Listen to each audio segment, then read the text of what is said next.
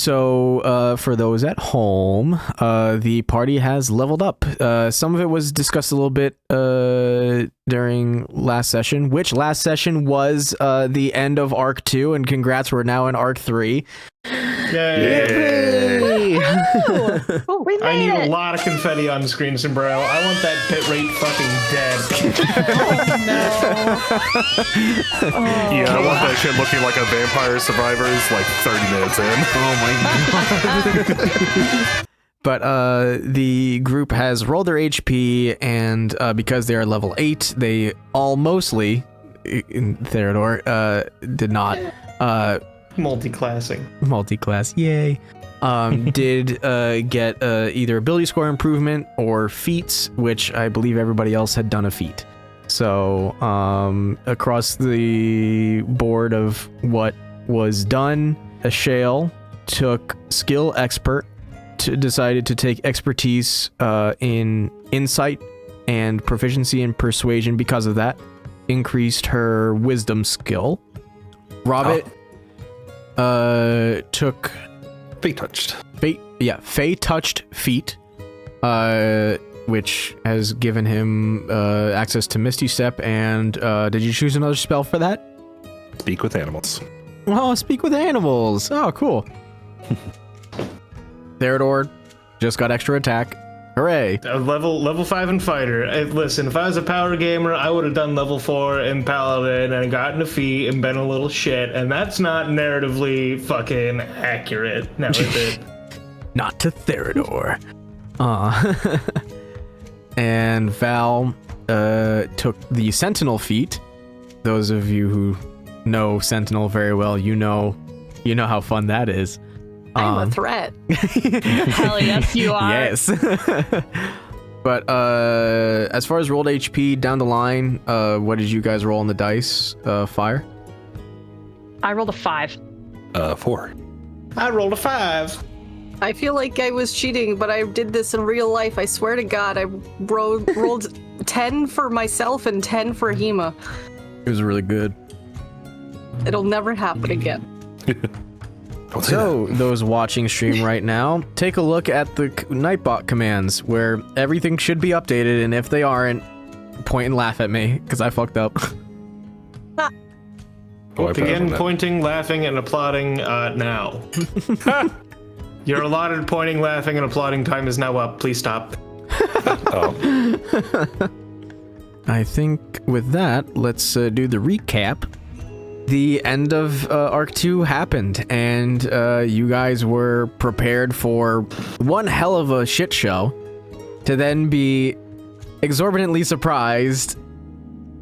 Enter the clip of Jay clipping the mic with his scream, which was the best thing to listen to ever. Hello? Guess who's here, baby? I was really excited. I'm sorry. I was too, don't you worry. I think we all were. Oh, yeah. And the Meta Blue crew came back and Deus Ex the fuck out of the whole situation. And also had Robin and Val doing the secondary Deus Ex, coming in like a fucking frozen ICBM from the ocean. I still love that scene very much. It holds a special place in my heart. I now have Freebird playing in my head. But then, after Maxwell and Dolly were dispatched, to put it lightly, you all had a moment to collect yourselves, catch up, speak with your rescue crew, as well as Inra, who was involved in that. You did catch wind that certain individuals had passed during the combat. As a recap of that, Madam Z, who was Chorus's bosun, was potentially a name that you guys might recall. Cordelia had also passed as well. And Terry. Terry is gone. R.I.P. Terry, you didn't deserve that. Thanks for being on our side, bud. He was a real one. Yeah, Sorry, we didn't find out until after. I did want to visit his grave. Yeah, I had a feeling. His grave. Mm. Yeah. We'll harass him one last time. But we left off with Belle giving you guys your bounty money. So each of you having 1,000 gold to your name. Telling you that, you know, it's probably best for you guys not to hang around Mulderport all that much right now, as it is a very tumultuous time. But you guys will have the opportunity to visit graves and be at the funerals of those you care to be there for. Before I forget, I'd like to put it in everyone's heads that we should probably see if we can get a written pardon from the new leader of Mulderport, so that we can show the king over in Harkenstrom, hey, we're cool now. Please let us back in. True. I want my show back. Yep. I want show. my goddamn money. Give me my fucking money. I did have a question. Just to confirm, did Inra get his 200 gold back? No. That was the cause and start of all of this debacle. No, and it's really funny that this all started because of 200 gold. Yes. So many people died. So many people people died. 200 gold. I would like to round the other 3 up and quietly tell them that at least I am going to put 50 gold aside towards Inra so that he recoups his costs, his losses. Yep. And ask if they would like to do the same. I toss 50 in the pot. Yeah. Okay. Then mark 50 gold off and Inra gets 200 gold. No, I have less than 1,000 gold. No. No. Oh no. Sorry. Oh no. I still have like 900 something gold. I'm so poor. poor. I have no money. Sombrero, Oh my god, I just put it up. remembered Condition where we left poor. off. I'm sorry. No. No. We'll say that this all occurs after like Belle leaves you guys be, and after Inra's had his conversation. The crew is still around the fire with all of you, but are just kind of having their own side conversations. A lot of discussions probably of what they're going to do next, but they will leave you guys to your bit. If you're giving the 200 gold to Inra now, he's going to look at you guys with like the wide eye, like, I don't really, is this payment? Do you guys feel like you owe me? Like, is that what this is about? Ashale gives him the most absolutely fucking deadpan expression that she can muster up of like, really? Really? I don't know. Why the 200? You know why. Have you forgotten already? He takes a moment. It has been several months, but he like it kind of like hits him, and he kind of like jolts his head up a little bit and like shakes his head around. He's like, oh wow, yeah, wow, a lot has happened since then. Really making 200 gold seem like nothing now. Nothing in comparison to some of the things that have gone on. yes. Yeah. Well, thank you. Thank you very much. Of course. Really, I think it's the least that we could do. you guys didn't need to do anything, but it has... Oh, let's see. You hauled us out of jail. Came back and saved us when you absolutely didn't have to. Stuck your neck out for us how many times? I've lost count. Also, we like you. You're our friends. Yes, that too. Congrats. They were making it your problem. Wait, am I there? Yeah, you're there. You're on the bonfire for some reason. Oh God. Roast rabbit. He was taking a nap. He was just taking a cold rabbit. But as Rabbit says, you know, we're making it your problem. Everyone gives like a very hearty laugh. He kind of has to like stop himself as he holds his shoulder and collarbone. He's like, ow. He's still in like the triangle wrapping, like arm sling. And so, all right, well, it means a lot. It really does feel like it kind of puts a clean little bow of closure on top of all this. That I can, you know, and he turns towards Mulderport. and like holds his hand out to it, like palm facing it. Put it all behind me and be done. Yeah, once we're done with funerals, and I mean, I definitely want to go thank Chorus as well. Yeah. I don't think I'm coming back here. I'm Unless definitely I not. have to. I am done with Mulderport. Yeah. So long.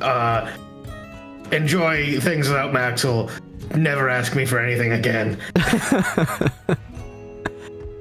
Yeah. If they make me come back here, I'm making it everyone's problem. Listen, if they pay me enough, I'll shut up, but... Yeah, we won't be happy about it. Hey. I'm willing to say my goodbyes and pay my respects as soon as possible and put this place behind me. So, Yeah, I don't think we're staying here for the night. Absolutely. I think we try and head out by midday. Yes, agreed. Yeah, that sounds good.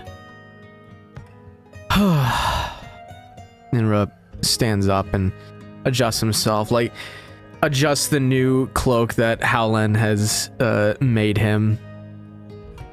To all of you guys, Inra looks so different. It's been only a month, but he looks so different. There is a stature to him. There is a different look to his eyes, which in some ways is concerning, but in others of pride. Where there's a pride in the way that he looks around now. Where it seems like there's assurance. An assurance to him, as well as a look that you all are probably a little too familiar with right now, as having seen it in yourselves. But in the case of this world, sometimes that's just how it goes. But besides that, he looks good. New armor, sure, a broken weapon now, but he'll fix that. And he's ready. He's ready for whatever comes next. And as he walks with you guys to the road, mentioning to the crew that they'll be back, but they just have some closing business to attend to. They all leave you be, let you have your privacy and your moments. Where would you like to go first? There is Cordelia. Well, there's the Wavecutter crew's funerals. I think I wanna that's be there for top that. priority. Absolutely. That's fair. It kind of busted us out. Yeah, they did. Let me move you guys over to the Wavecutter then, because it is dawn, or a little after dawn as you guys get there, and so the sun isn't completely illuminating the landscape in its full glory, but is still just kind of carefully waking up. So as you guys make your way to the docks, Chorus's ship is still there. Getting full stock of what the ship looks like. There's damage to the outside, very little, but there is still some. And for the more perceptive in the room, mostly Ashael, you will see that the docks, even though it was raining throughout the battle yesterday, there is still the remnants of lives lost and injuries made. It's not something that's so easily washed away. And it will linger for some time. But as you approach the ship and you are all recognized, you are welcomed onto the ship, and there is a somber mood amongst some, while others are taking a much different approach and doing a celebration of life. Both ways are accepted, and nobody seems to be stepping on each other's toes in that realm of, being accusatory of not mourning the way that they think is appropriate. That's not happening here. If anything, there are a few people that have separated themselves from the more lively of the bunch, but everybody's being respectful of each other's ways of coping and memorializing those lost. And Chorus is actually, in fact, one of those who is taking a much more silent approach, which, for those of you who know him well enough, Chorus silent is not his usual. He's taking it hard. It doesn't take an insight check, and it doesn't take a lie detector to tell you that. His hat is off, his shirt is unbuttoned, just so he doesn't feel so restricted. There is no weapon on his waist. His sleeves are rolled up to the elbow. And he's just leaning over the port side of the ship, looking out into the ocean. And if there's anything that you guys want to say to him now, feel free, or anybody else on the ship, or any other things that you want to do on the ship, feel free, or you can wait until you guys are out into open ocean, where Chorus plans on giving a funeral at sea. Theodore does come up and does keep it pretty short. It's just Thank you for coming to save us, and I am so sorry for the losses you had to do so. He takes a deep breath and like a sigh through his teeth, just... I appreciate the thanks.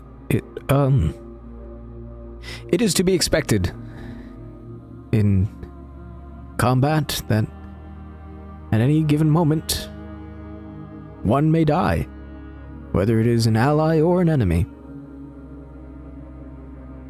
It's just when certain people do perish, depending on who you are, it affects you more. Of course. Well, excuse me, I should say, depending on who you are and how you knew them, it affects you differently. Yes, that's it. Yes. Oh.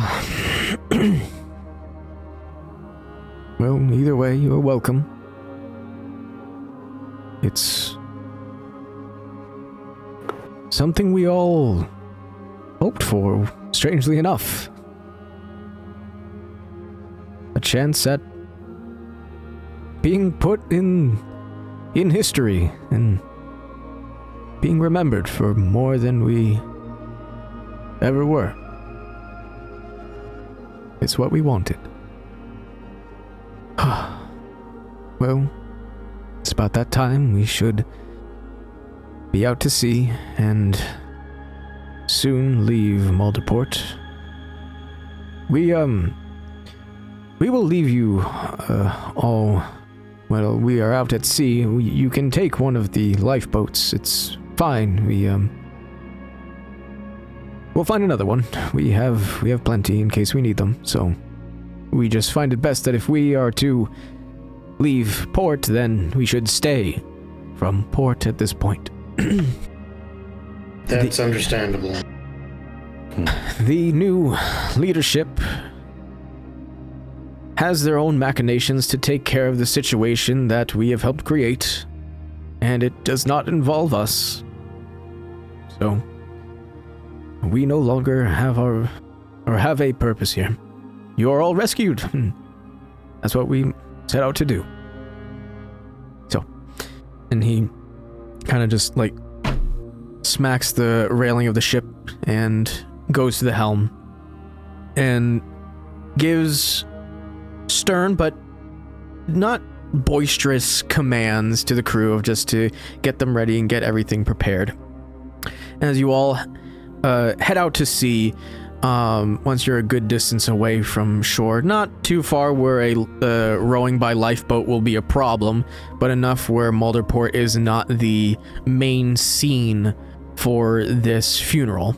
The crane mechanism that they have on the ship consistently raises and lowers a decent amount of those to be sent away for this funeral. There's a grand total of 12 out of about 70-person crew. And each are given separate rites and prepared to be dropped in the ocean with a respect and love that anybody would hope for when their time comes. There is no music played. In fact, there is a reverent silence in just listening to the waves and the movement of the ship with the loose sails flapping in the wind. Chorus announces each of their names and wishes them good luck on their next journey as each body is dropped into the ocean. One at a time, each given special attention. And he leaves Cordelia for last. And as he tries to speak, he chokes. He can't help it. But he does say, or he does manage to say, "My dear aunt, it has been nothing but a pleasure to have you aboard the ship with me for so long. I know that you had a hard life, and I know that, I know all the things that you've told me. I know all the things that I can imagine. I know." And he just kind of places a hand where her head is. He just places a hand on her head. "I'm glad you get to be with Uncle again. Thank you for sacrificing so much for all of us. You have been a guiding light for a very long time. Now may you guide others in the next leg of your journey." And he, with the few other crew members, personally lift her up and over the rail and drop her into the ocean. All crew have been finally laid to rest. Is there anything any of you would like to say or do? I can't think of anything that would be worthwhile for Theodore to say other than, like, thanking various members of the crew. Is like, you know, there's probably like a point where there's a little bit of mingling and talking during then, but otherwise. Okay. Ishale will seek out Chorus after the ceremony is completed and just kind of quietly rest a hand on his arm and then say very quietly, "Thank you for everything." Of course. Of course. You didn't have to.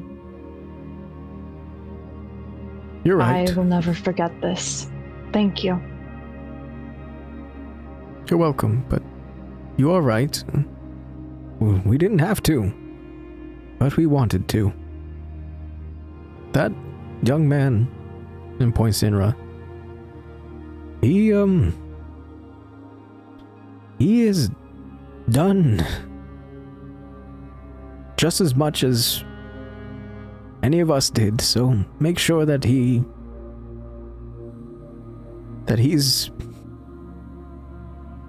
okay. And like Chorus starts to kind of like get a little teary-eyed. I'll gently reach out and like pat his shoulder. Leave my hand there unless it looks like he doesn't want me touching him. No, he'll accept it. It grounds him. Takes another deep breath. He worked with my aunt to make sure that everything was set. He was very informative. He did so much so very well. especially for a young man who, to what I know, has never done anything like this ever before. He did well. And Cordelia respected him greatly and did keep his secret, which I think you all know now. We do. Good. It was never out of malice.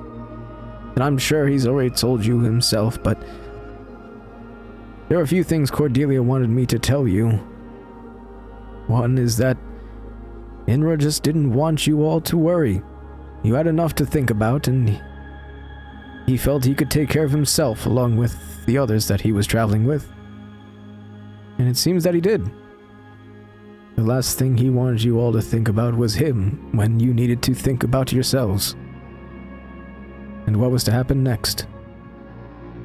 But Cordelia wanted me to make sure that you understood that, as well as understood, well, her sacrifice as well. As far as she was concerned, you were a part of the crew, and the crew will be told of the same thing. So, Cordelia being an origin of hag had fallen away from the taint and curse that is hag existence, no longer serving the mother of all hags, no longer feeling that pull, that ire, all that evil. The curse had been broken on her long ago. But when the curse is broken or lifted or what have you, the life for a changed hag is difficult. If they wish to use magic, if they wish to use any bit of their former power, it sucks away their life.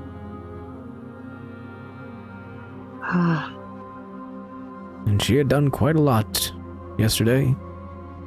The last bit, and she knew it. She knew it was to come. You all didn't get to see, but to help us, she had summoned elementals from the sea. She kept most of us alive, single-handedly. And she even helped a few of those up on the land. There was not much else to be done, but it was taxing. All of it. Very, very taxing.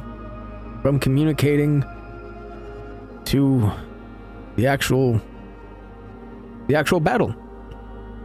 But she wanted me to tell you that she doesn't regret a bit of it. She was happy to die to a good cause, lest otherwise she would not die of old age, only when all modicum of her power had left, as that was the only thing keeping her alive. She was happy to use it for one monumental good deed. Wanted me to make sure you all knew that. We do. We know. We won't forget her. Good. I'm very deeply grateful to both you and your aunt. All of us are. Thank you. Oh, well. May we all meet again someday in the future, and may it be under far less dangerous and far better circumstances. Agreed. Most certainly. I think the crew deserves an excellent vacation for the winter, so I think we will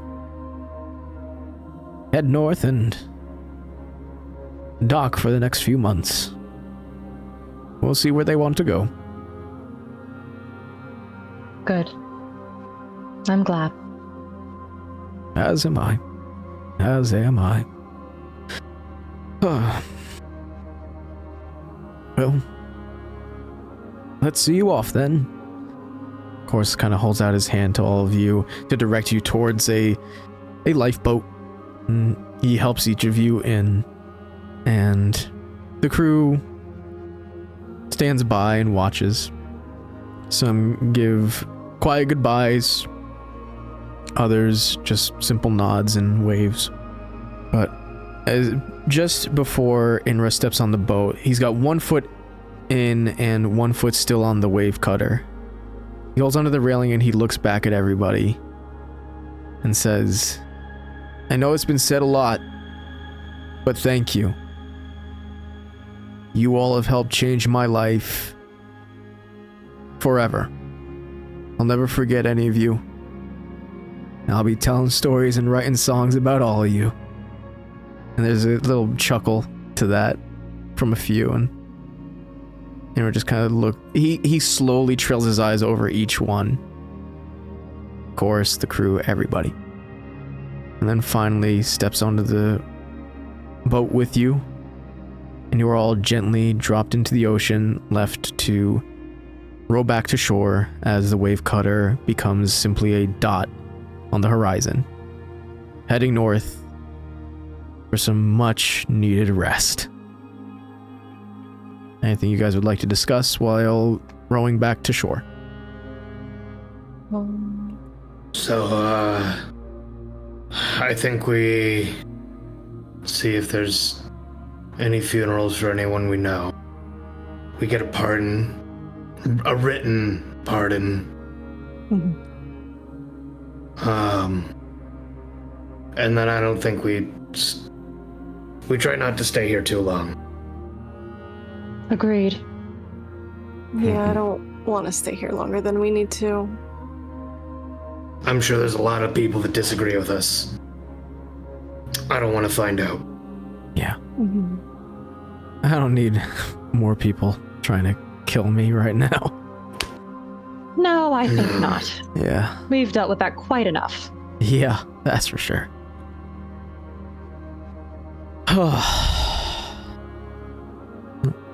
You guys make it back to shore, and I will say that let me move you guys over to the Mulderport map at large. As you guys make it back to shore, just beaching the lifeboat up on the sand, just leaving it there.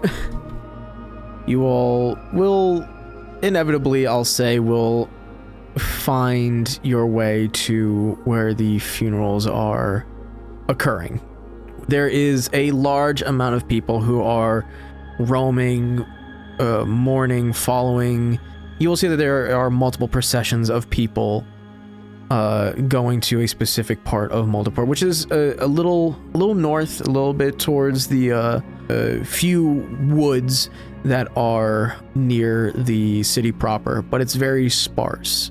It's just not this clear open landscape. There are just a few little dotted trees everywhere. The graveyard is large for what it is, but it is sparse. There doesn't seem to be many people who were initially buried there, but today there have been many more stones added. As you all maneuver your way through the crowds of people, nobody really paying much mind to each of you. Or, I'm sorry, nobody paying much mind to your group. Nobody immediately recognizing you and, pointing out or throwing any hate towards you or anything. Everybody is mourning. Everybody is focused on their own lives and lost. But you look at each grave, listen to each eulogy, listening for people that you may know. And there is only one which you know. One that you don't hear a eulogy being spoken, and let alone there being nobody there to mourn. But there is a simple headstone with simple carvings of a simple name. Terry Wallum. Shit. Terry. Our Terry. Yeah. And like we know he fought on our side, yeah? Like we were told that? Yeah, Inra would have Yeah. told you, and Inra kind of takes the first step towards the grave and just stopping before the newly turned earth, and just kind of looks down at the grave and looks around. I can't believe nobody's here. Wow. We are. Yeah, we are, but I don't know, if I was him, I'm not trying to be the happiest with our asses in his grave, but He helped us. yeah, I still the want to end. give him my respect. He did help. You know what's even crazier? Hmm? Just before everything happened, he apologized. He apologized to me. He was sorry about all of it. I would like to take the broken lung sword I've been carrying from the wall of Maxwell's old inn, Yeah? and I would like to lay it on the grave as a thank you, an offering to the dead. I don't know, but very much I hope that this can mean something. I'm not exactly certain, but it feels right. Inra kind of gives a half smile at that. Yeah. I think it means something. Is there anyone selling flowers nearby? There are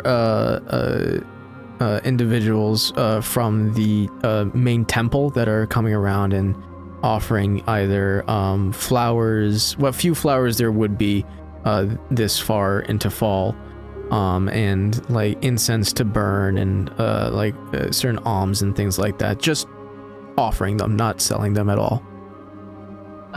I will go up to one of them and ask if I could have a flower. They'll nod, of course, and it's a small little thing, but it looks like a lily, but like with light blue petals, with a very red. I don't remember the parts of the flower, but a very red center. Thank you.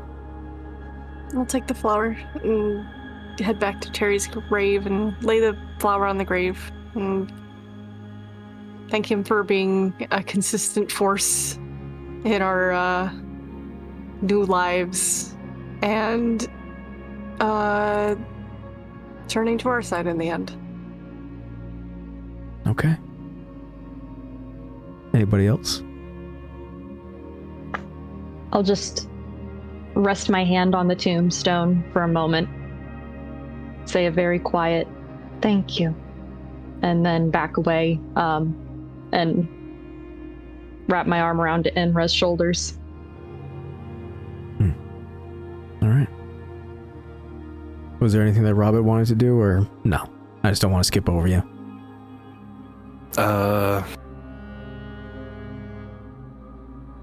Yeah, just go up and pay respects. All right. Maybe say sorry for beating him up those several times. All right. And as you all pay your respects, leaving the flower, the broken sword, and your words behind, as you all step away, you will all hear the call of a crow that has landed on Terry's headstone. And it ruffles its feathers and preens a little bit and drops a singular feather on top of his grave before flying away. To you guys, it may mean nothing, but it also may mean something. So you guys leave the graveyard and back to your camp outside of Mulderport.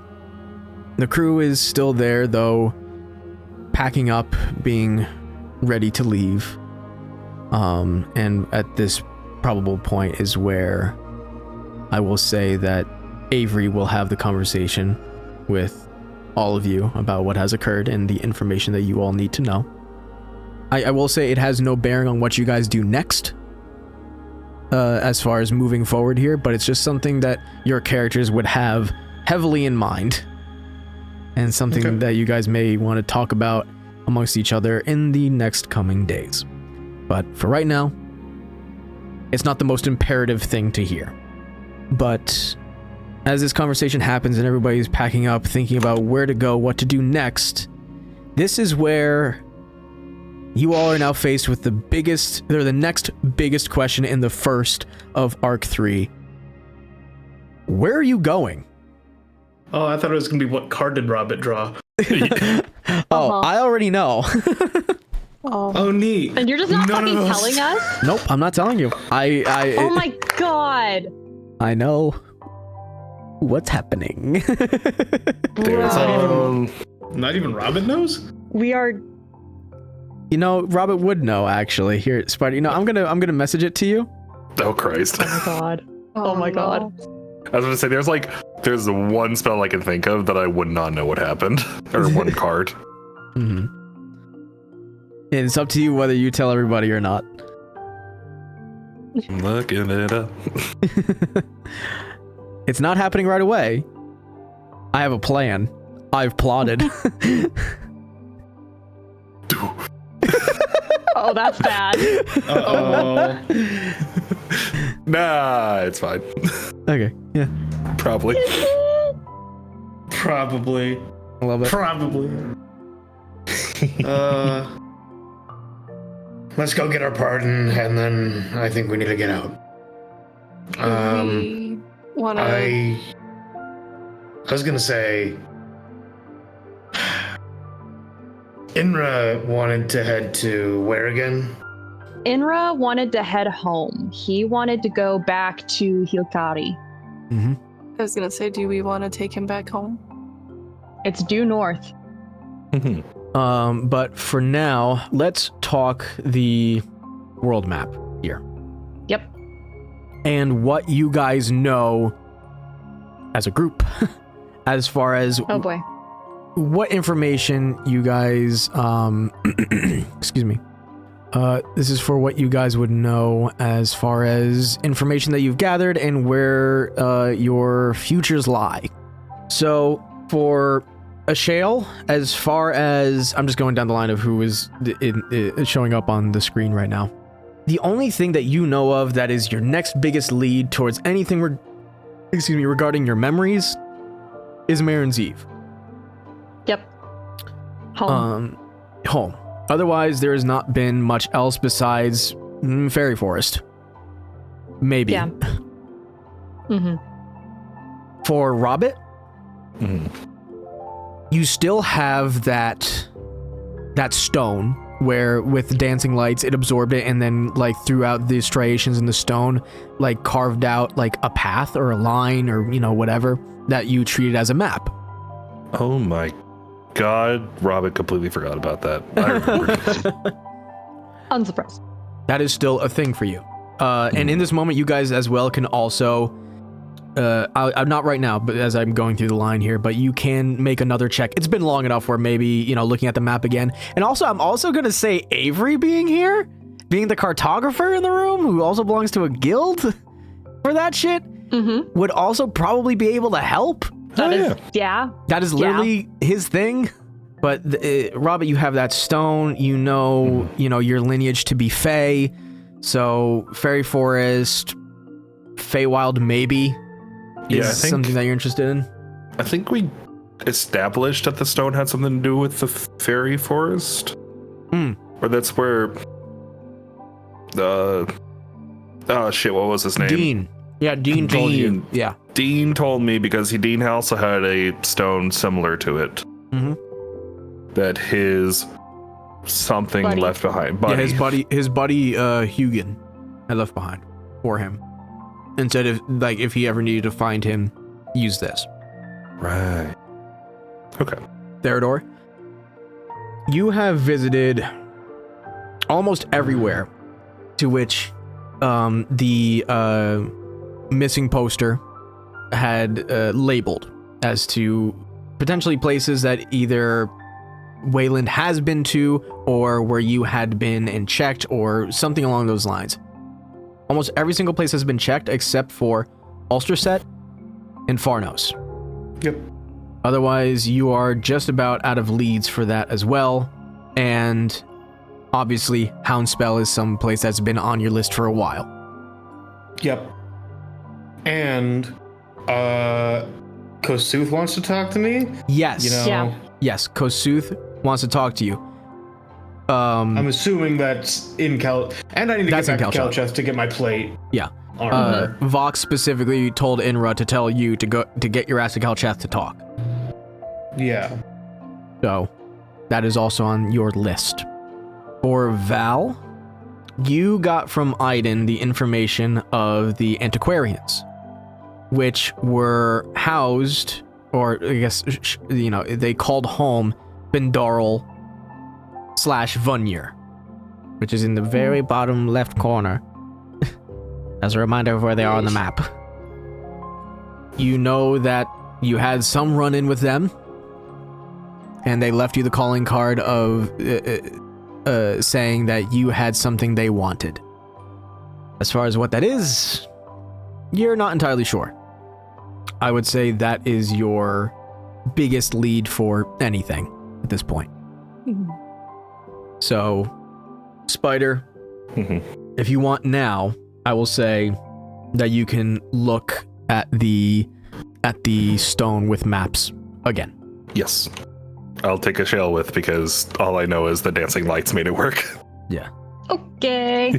All right. I will assist in whatever way that I possibly All right. can. Let me see. What do I want to make you guys roll? Investigation. From each of you, but with advantage because Avery, and because Avery can't be here to make the rolls, you guys are doing it. So you're both rolling with advantage. Okay. Both roll investigation, both roll with advantage. Yup. Okay. Well, it's a return of the dice that hate me, but that's a 15. Okay. 16. Those aren't too shabby. Going over the maps again, you point out to Avery everything that you have already pretty much ruled out, and you the dancing lights go up, and the path is carved out again in the stones, and you guys spend a good amount of time looking at Avery's maps that he has and trying to match them up with any roads or towns or anything within the colonies. And there is nothing matches. To Avery's recollection, there aren't even secret paths, at least anywhere in the northeastern region, that would be useful. And in fact, if I'm not mistaken, this is what Rom told me that Asher would specifically bring up. But Avery grew up in the northeastern area of Eldarin, right above Argenstead, in a town called Drifthaven. Family ran a tavern, in a tavern specifically, called the Sleepy Lantern, and they saw a lot of travelers come through, so they talked with a lot of people. So there doesn't seem to be anything that would be hidden from them, at least in that region. And you just get more confirmation, 100% confirmation that whatever this is for, yes, it's not in the it's not in the colonies, and it has to be in the fairy forest. Like Dean said, he did not lead you astray.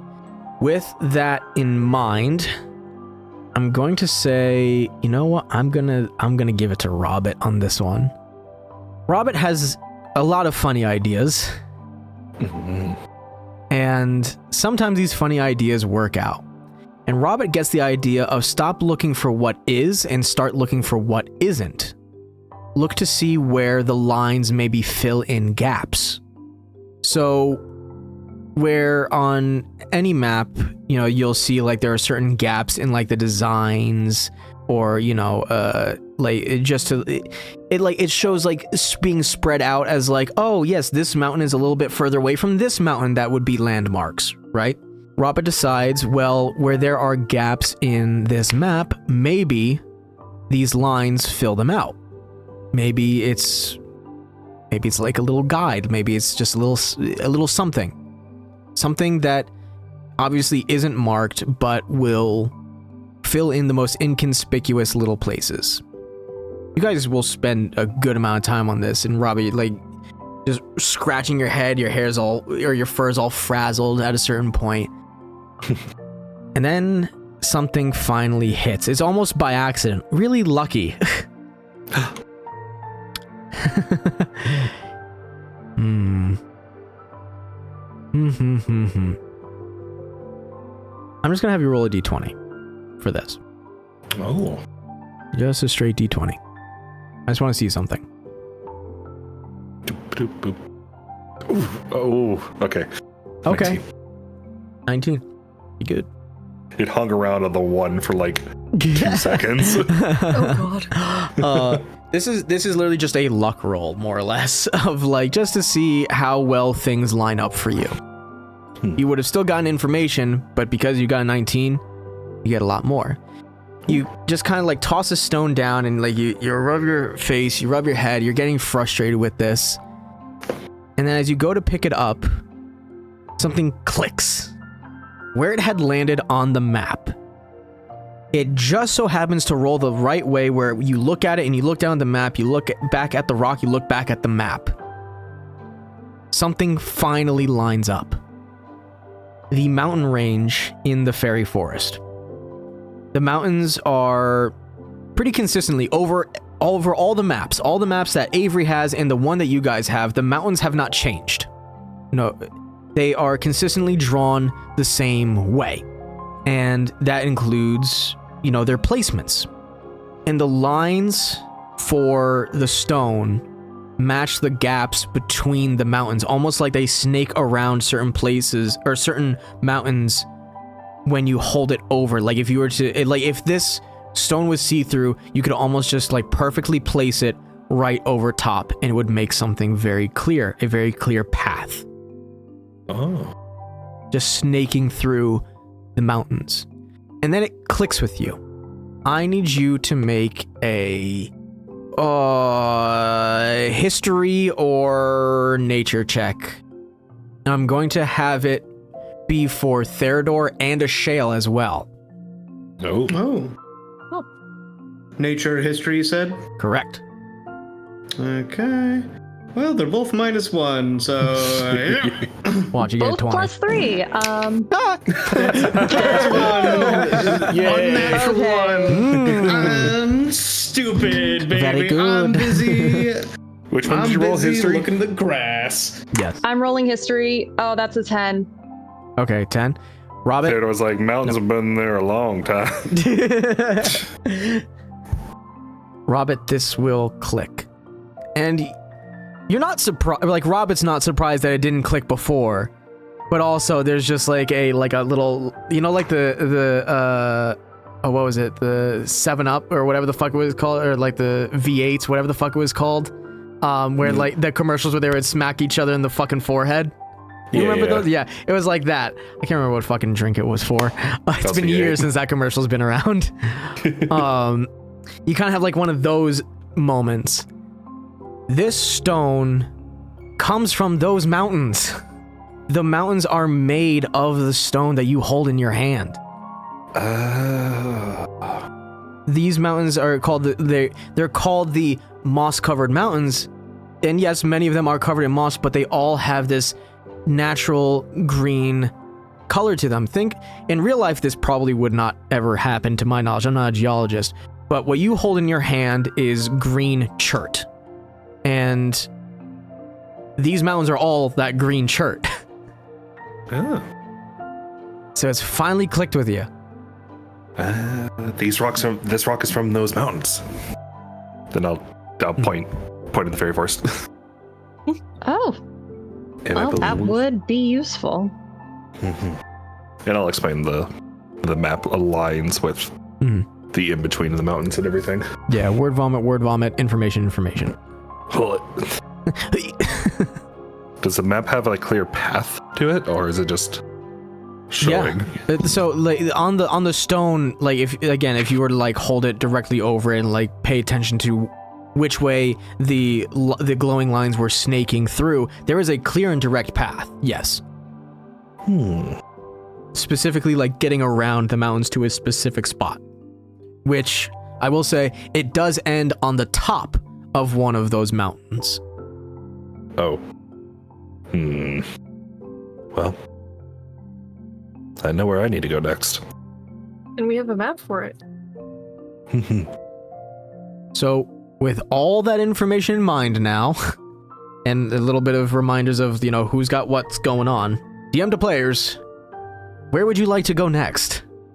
No. Okay, The so options. I'm here to map. So Sam, how badly do you want to go to, like, do you want to go My down leads to are the very loose. Do you need to I don't know what I'm expecting there. Let's not go there right now. Let's not go there? Okay, then here is my I have two proposals.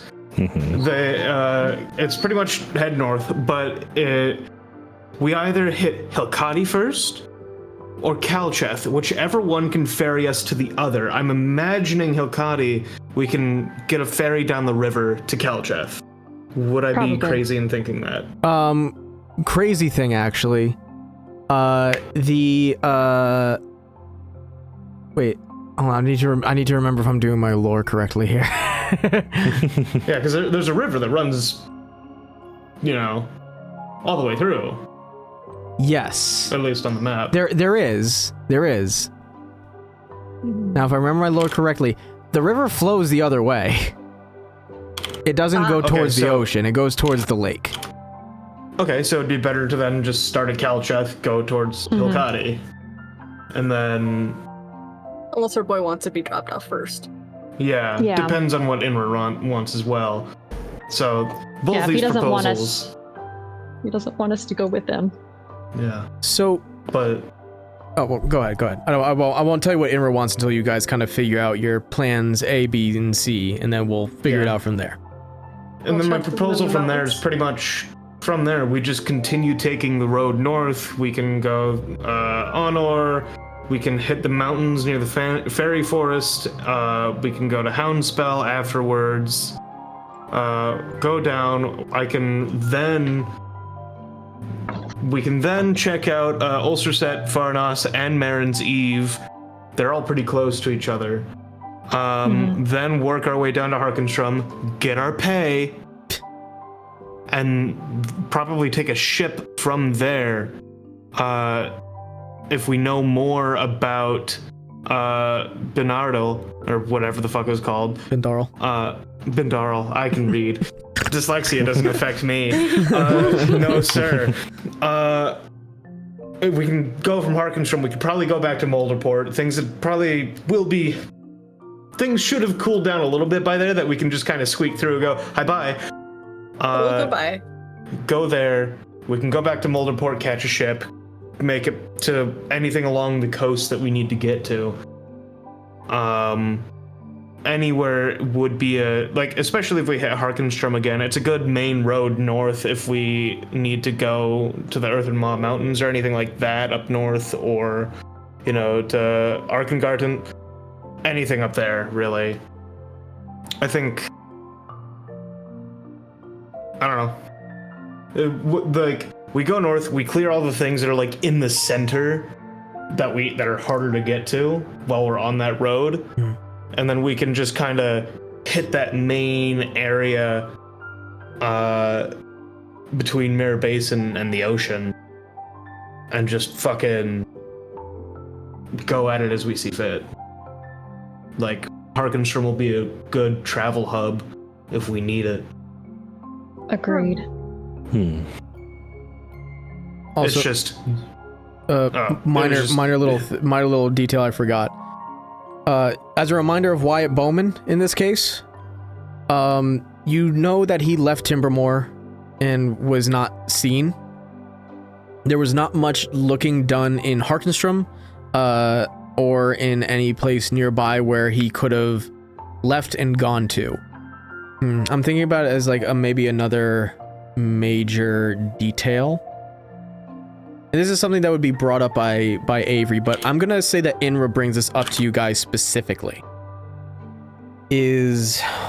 Boy, I actually really didn't think about this part. I should have though. You know, you guys keep talking, and let me think about how I want to word all this to you guys real quick, because it's gonna take me a second. Okay. I didn't think about this for tonight's session, so let me think. Yeah. So I mean, yeah, it's kind of up to Inra, if we're feeling that way of Kalacheth or Hilkati first. Kalacheth, we can then just ferry to Hilkati and then take the road back. That's not too big a deal. Otherwise, we just hit Hilkati and then take the road to Kalacheth. I mean, I know where my biases lie, but those are my proposals, I guess. They sound good to me. I'm just like, yeah. I was There's like, man, so this much. plan is going to take actually a year of real time. Yeah. It is. Yeah. We are. Hey, remember why I said we're doing weekly sessions? Yeah, I can see why now. We are. I will say, I had to go digging. I was quiet because I was trying to dig through my backlog of notes. The last lead that Ashale had on her daughter was to go to the fairy forest and find the fairy folk. So. Oh yeah. That is the last lead that I had. Yeah. And I mean, after Hilkati and Kalacheth, that's real easy to get to. We need to go to the fairy forest for multiple things. Yeah, might as well. I think Val is just sort of avoiding going southwest anyway, so we can leave that for much later. Okay. Fair enough. Val, I'm avoiding my problems. Avoiding my problems, let's solve everyone else's first. If you say so. And here I am like, man, I've done so much for my story. I don't know if we should go to the fairy forest just yet, and they're throwing me into the into the deep. Listen. Picks you up. Just pushing you along. Go. I mean, Theodore did ask, hey, do we want to go southwest first? Got a no from the person who has stuff there and went, okay. All right, then. Well, Time to throw Be dead. I'm going to avoid that for now. So, ultimate plan is get to Fairy Forest then, as the next big step. Yes. Yeah, I think that's. And then like talk to Inro about it. Okay, cool. Yeah. And we can swing this. So, Unless he wants to travel with us more. so here's what's going to be mentioned before his ultimate plans here. Is that as you guys are discussing where you want to go next, he's going to bring up that some things that Avery is going to talk to you guys about, you might need some information on where to go. He's going to say, amid everything, we went off the road. We entirely said no to the roads. We were short on time. So from Timbermore, we hugged the coast all the way around until we reached Kalacheth. And at the apex point of the recess into Eldarin, which I'll point out on the map at some point for you guys, it's in like that little mountain range that stretches between Ulster Set almost down to Kalacheth. In that little hilly range there. We stumbled across a village. It's a small village. It was kind of in bad straits. And, well, a lot happened there, but one thing was clear once we figured out why we were trapped there. Don't ask why we were trapped necessarily, but just hold on. A hag's blood was behind it. Belonged to, according to Buckthorn and gang, the Baba Yaga coven, and he's like, I forget which one of the crew has the necklace, but we'll hold up I the do. wicker necklace. No, not you guys, like the other not crew. me. The other Okay. crew grabbed it off the hag's blood. And they'll make a point of showing it to you guys to prove that, yes, this is a Baba Yaga coven insignia. So that hag's blood was fucking around with this town. It was Medensk. Medensk was the town. Medensk. Okay. It seemed like they wanted the Everbright crystals that one of the village was mining. His name's Hedda, and he has a niece, Tessie, who he kind of pauses. Well, we helped them out, and they the Hag's Blood wanted the Everbright crystals, which have a very strange property. I didn't get the chance to show you guys, but if you shatter those crystals, they explode into these vibrant, radiant blasts, and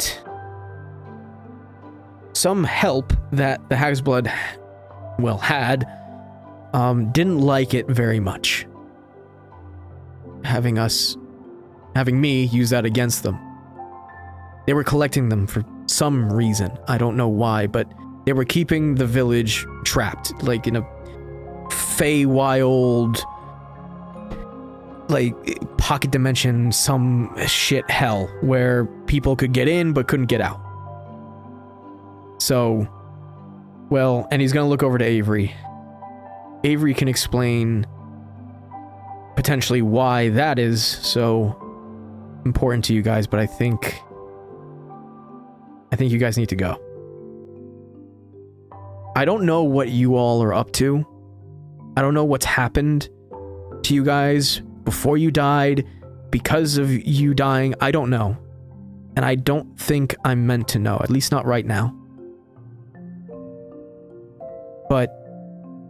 And he looks over to Avery.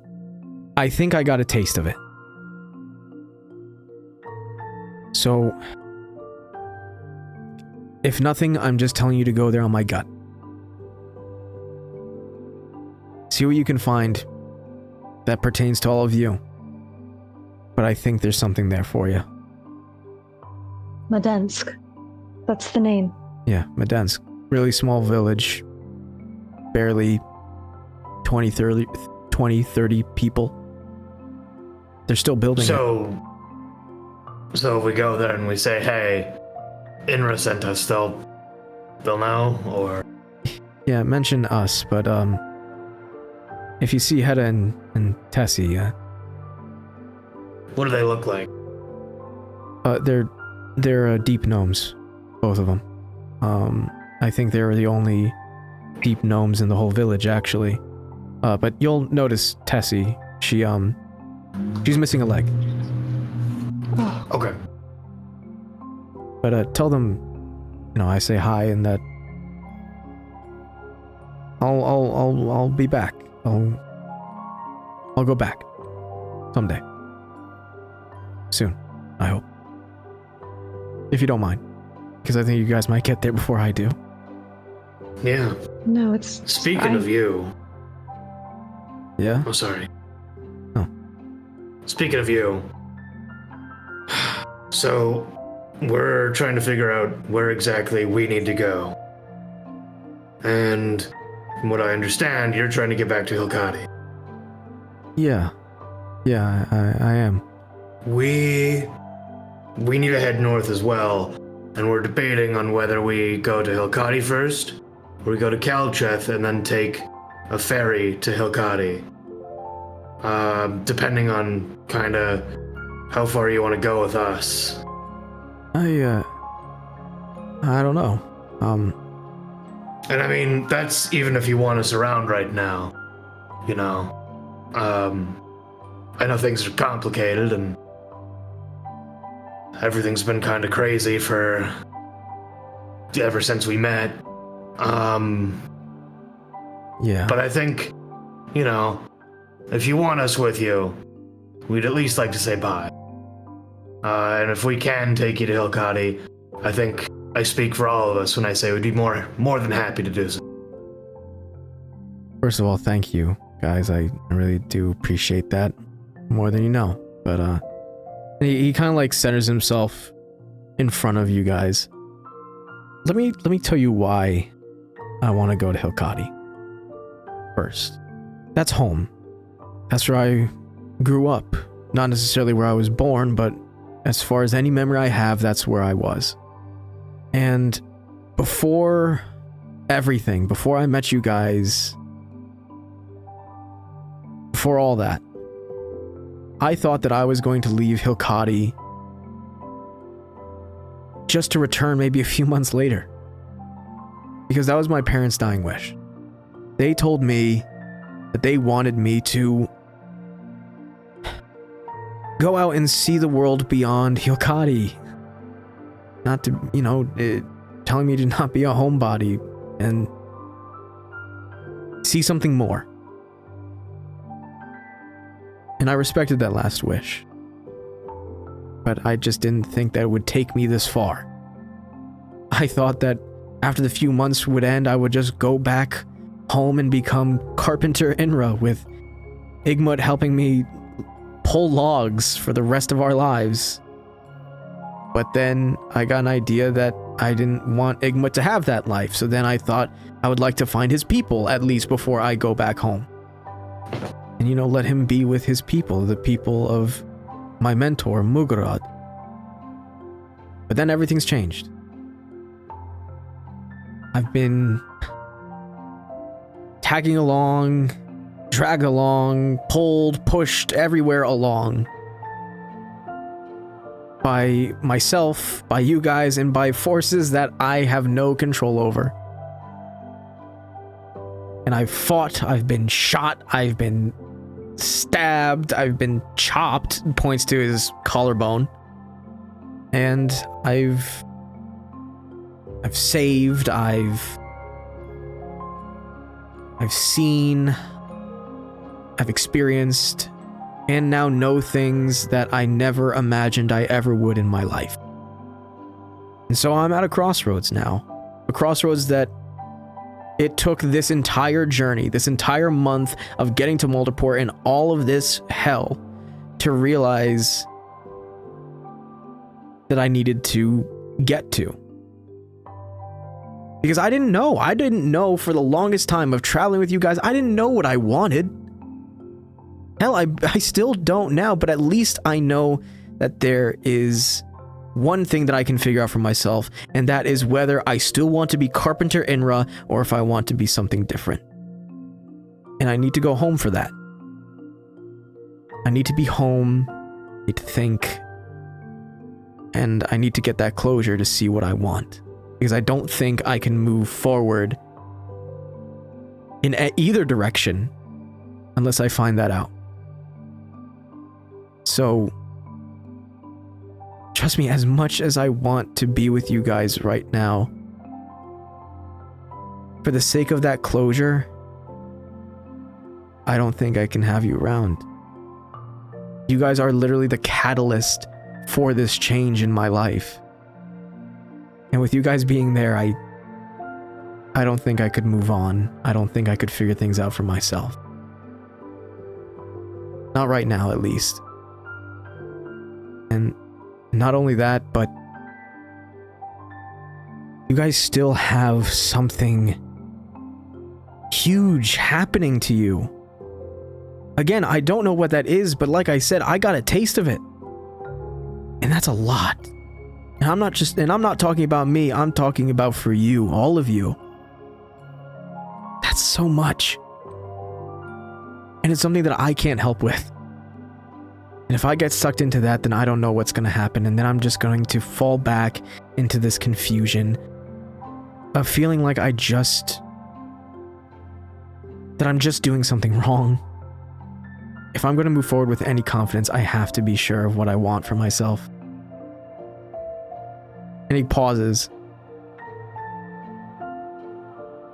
thinking back to all the times anybody has ever said to him, figure out what you want. And how it so easily came out of his mouth. That same exact phrase, without him even thinking about it. anytime that you guys need help, I want to. But right now I just can't travel with you. And vice versa. It's not right now. That makes sense. Yeah. Theodore absolutely. is just gonna say that makes sense. Put a hand on her shoulder, and then pull Inra in for a hug. Listen, we're fucking proud of you. All right, and we understand that you got a life to live. You're not, we happened to cross you by chance, but it's been a crazy, wild, unstoppable ride where we've seen people die. It's been nothing short of fucked up and crazy. So, yeah. If you ever need us, I'm sure you'll find a million ways to find us. It's not like we're exactly subtle. Yeah. But, before you're gonna go off on the road, on your own, or with anyone else, Theodore's gonna take a short sword, pull it from its sheath. Because Inra has a short sword sheath, correct? Yes, he does. He's just gonna hold it out, blade kind of flat towards the ground, sideways, like perpendicular to Inra. So, your sword broke, and I think you can hold on to this one, just to remember us. Okay. I've given up arguing with you people. Use it, don't use it, throw it in a closet, I don't care. But, at least while you're on the road, while you're thinking about getting a new weapon, keep it on you. I hope you don't have to use it, but I hope you remember us. I'll always remember you guys. I have your short sword. I have your crossbow, looks at Val. And I have the magic that you both helped teach me. And I have all of our memories. And I will never lose them. You guys are the best damn thing that's ever happened to me. Thank you. Of course. You guys are great. Crazy, but great. We do try. You're pretty great yourself. We wouldn't be alive right now if not for you. Yeah, No, we wouldn't. I think, yeah. Just smiles at you guys. I would like to hug him as well. And just gently, so I'm not hurting him, but I'd like to whisper to him, I have known you for just a few months, and I think of you as my family, and I hope that's okay for me to tell you. I am proud of you. I am so, so proud of you.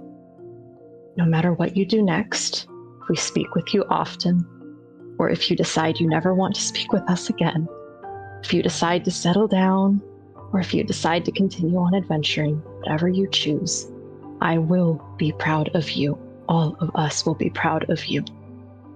And I love you, and I wish nothing but the best for you. You see, he was keeping his composure for a while, but the more that you spoke, the more he started to lose it, and he starts to strain his neck and choke up, and tears well in his eyes. I'm gonna hug him until he pulls away. He's not gonna pull away for a while, and he's just going to say it loud enough for all of you to hear, at least. I love you guys too. You guys are great friends. An amazing family.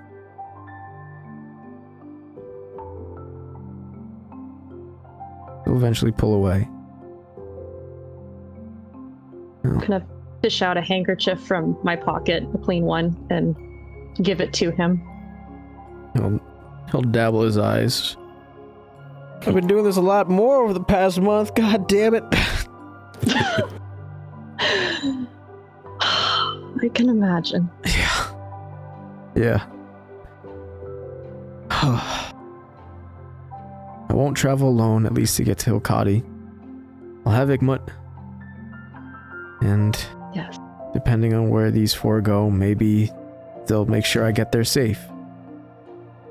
But after Hilkadi, I don't know what's next. So... And that's even if there is an after Hilkadi, I don't know yet. But if there's any way that I can tell you guys... I'll tell you. And then he pauses. Oh, wait, no, I gotta go back to Timbermore one day. I left my cart. Oh no. Okay, that's gonna be on the list eventually. I don't know when that will be, but I'll go get that. Okay. If we're in the area, we'll check on it and make sure all is well. Thank you. Yeah, Apple Bushel Inn has it. I kind of let them use it while I took your guys' cart here. Ah. Yeah. What happened to our donkey? Oh, you mean... You mean Supper? His name's Supper now? Well, we didn't know what you guys called him, and Howland looked at him as Mr. Dougie emergency Don food. Quixote to you. Oh, that's Yeah. very different than Supper. I think it was Supper first name, last name Jacket? That's even better, You know? actually. Huh. Yeah. Helen has a bleak sense of humor when it comes to other living creatures. You have no Oh. idea. Looks over at Howland. Oh dear. The rabbit will also side-eye Alan. Yeah. Well, maybe we'll keep it as a nickname. And we'll name the other donkey Lunch. Terrible. Well, your donkey is fine. Just got dragged from Timbuktu and back. So, Yeah. Bless his poor Ooh, heart. we might want to see if there's... It's a big cart. We might want a second donkey. you're gonna need a second donkey. Yeah, the salesman For the really pardon. told me one donkey was fine. I'm not looking at it I'm not sure that's true. Yeah, he lied. Yeah. I don't know why, but So, all right, for the sake of brevity, I swear I'm gonna start making that a shirt or something because I say that so much. Real quick. Yeah. Now, I'm going to say this to Inra, but also, Robin's going to look at the camera. They better get you there safe. Oh yeah. Oh yeah. God. Oh yeah. This is for Group B. So, we'll say either at the point that I had mentioned before or this point now, Avery will have the conversation with you guys, because I did kind of talk as Inra saying as if, the conversation didn't happen. Before he had his moment with you guys. So we'll probably maybe put that in here now.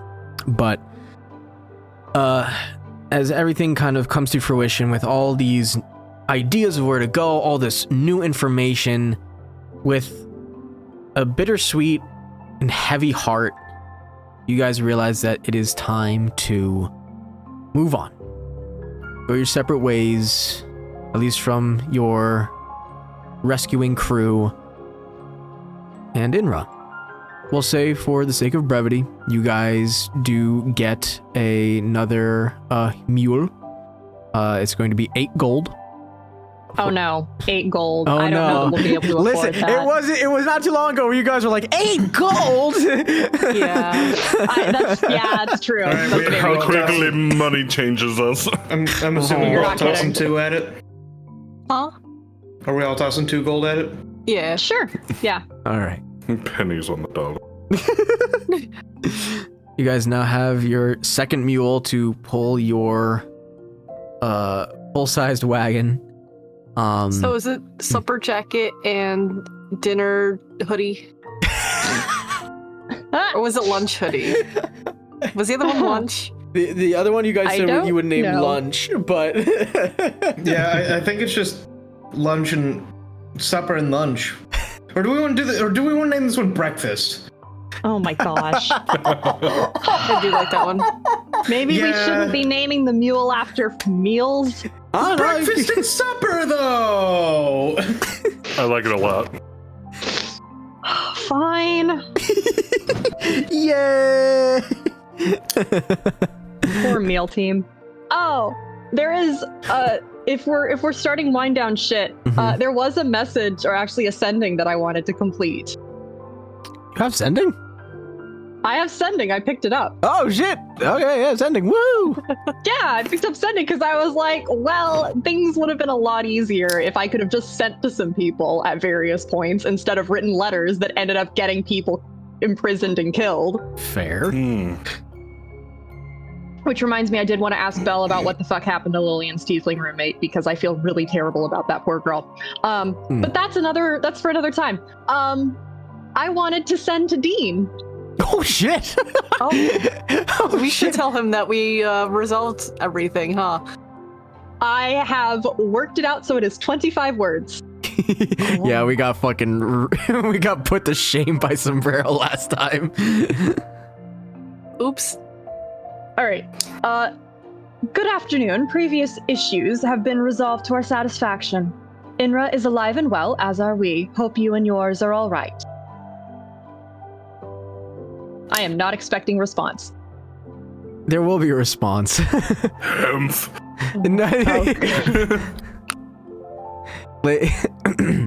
like I'm sorry, it's funny you got me with that. I'm trying to keep it together, man. Oh, goodness. God fucking damn it. He will respond. Huh. Son of a bitch. And that's it. That's praise No, from it's- him. That's great. Is son of a 3 words or was it son of a? Son of a. Okay, so Fantastic. Thank you. I'm writing this down and I needed to know that. you should let him know he can say like way more words next time. I'm not bothering the man again. Not right now. Not tonight. Might bother him again at another point to relay another thing, but I do want to alert Inra also that I have sending now and that I can send to him. And if he would like me to not send to him, I won't. But if he doesn't mind, then we can establish some sort of a schedule, like once a week or something. Yeah, he'd totally be down for that. He'd totally be okay with that. Okay. Yeah, and even on like a once a week schedule, that sounds pretty good to him. Okay. Once a week, send to Inra. Got it. I will note it down in my calendar. Cool. All right. So you guys now have supper and breakfast, the donkeys.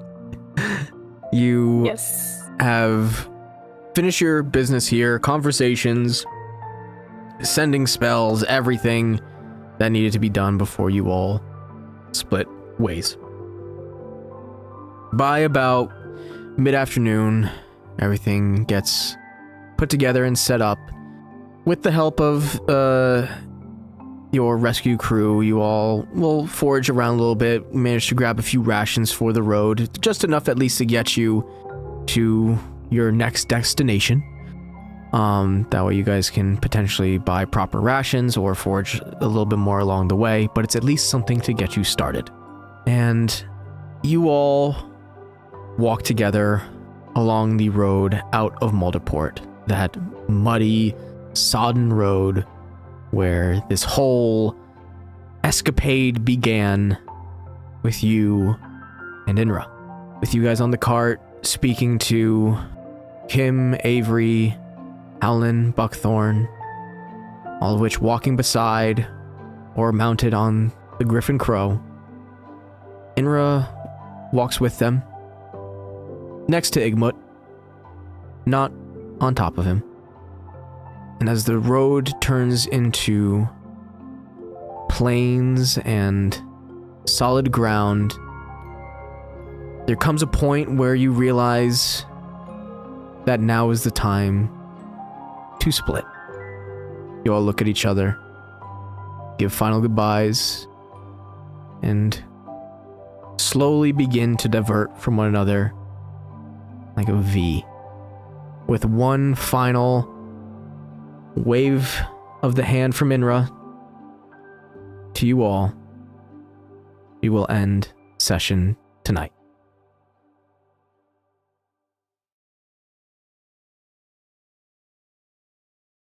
Well, to get into this,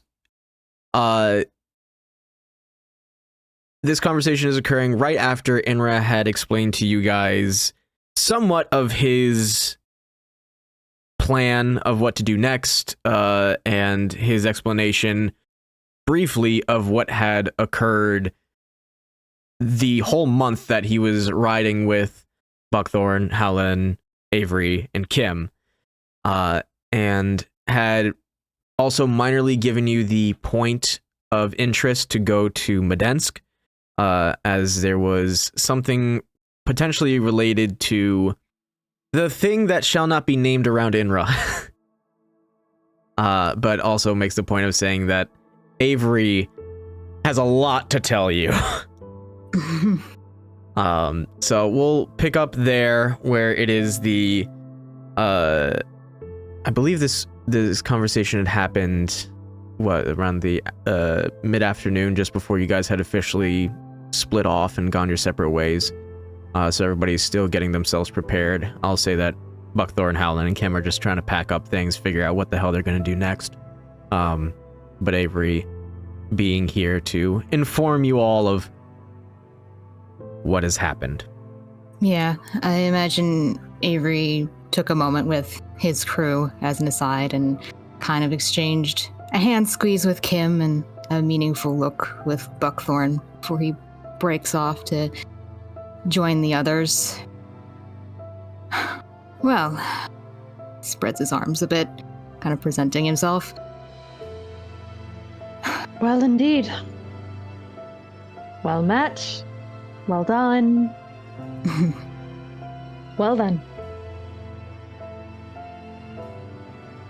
Yes.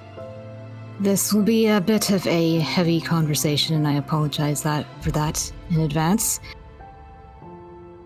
That's fine. I've come to expect those, I'm afraid. I just wish it wasn't so soon after your little scrape there, but... Nothing we can't handle, I hope. He nods. In addition, this is still somewhat difficult to talk about, so I'll also preface with an apology if I'm a bit, he kind of waves his hand, incoherent or unable to answer any questions you might have. Should we find a place to sit? Should we walk? I think Avery kind of looks to the others, see how they're kind of feeling. I mean, whatever works. I'm not picky. Well, I do think better when in motion, so he gestures like we can just take a little stroll nearby. All right. Then off we go. Yeah, so... Yeah, so you guys can Maybe just can- kind of, like, take the Yeah. road around. Boop, boop, boop, boop. You guys get on the road. It is soggy, soaking wet. Mud immediately is caking your boots all over again. We'll say that you kind of head further away from Moulderport before you inevitably will end up turning back around. No sense to go near the town. Yeah, no. It's a bit quiet for a moment as Avery is very evidently kind of gathering his thoughts.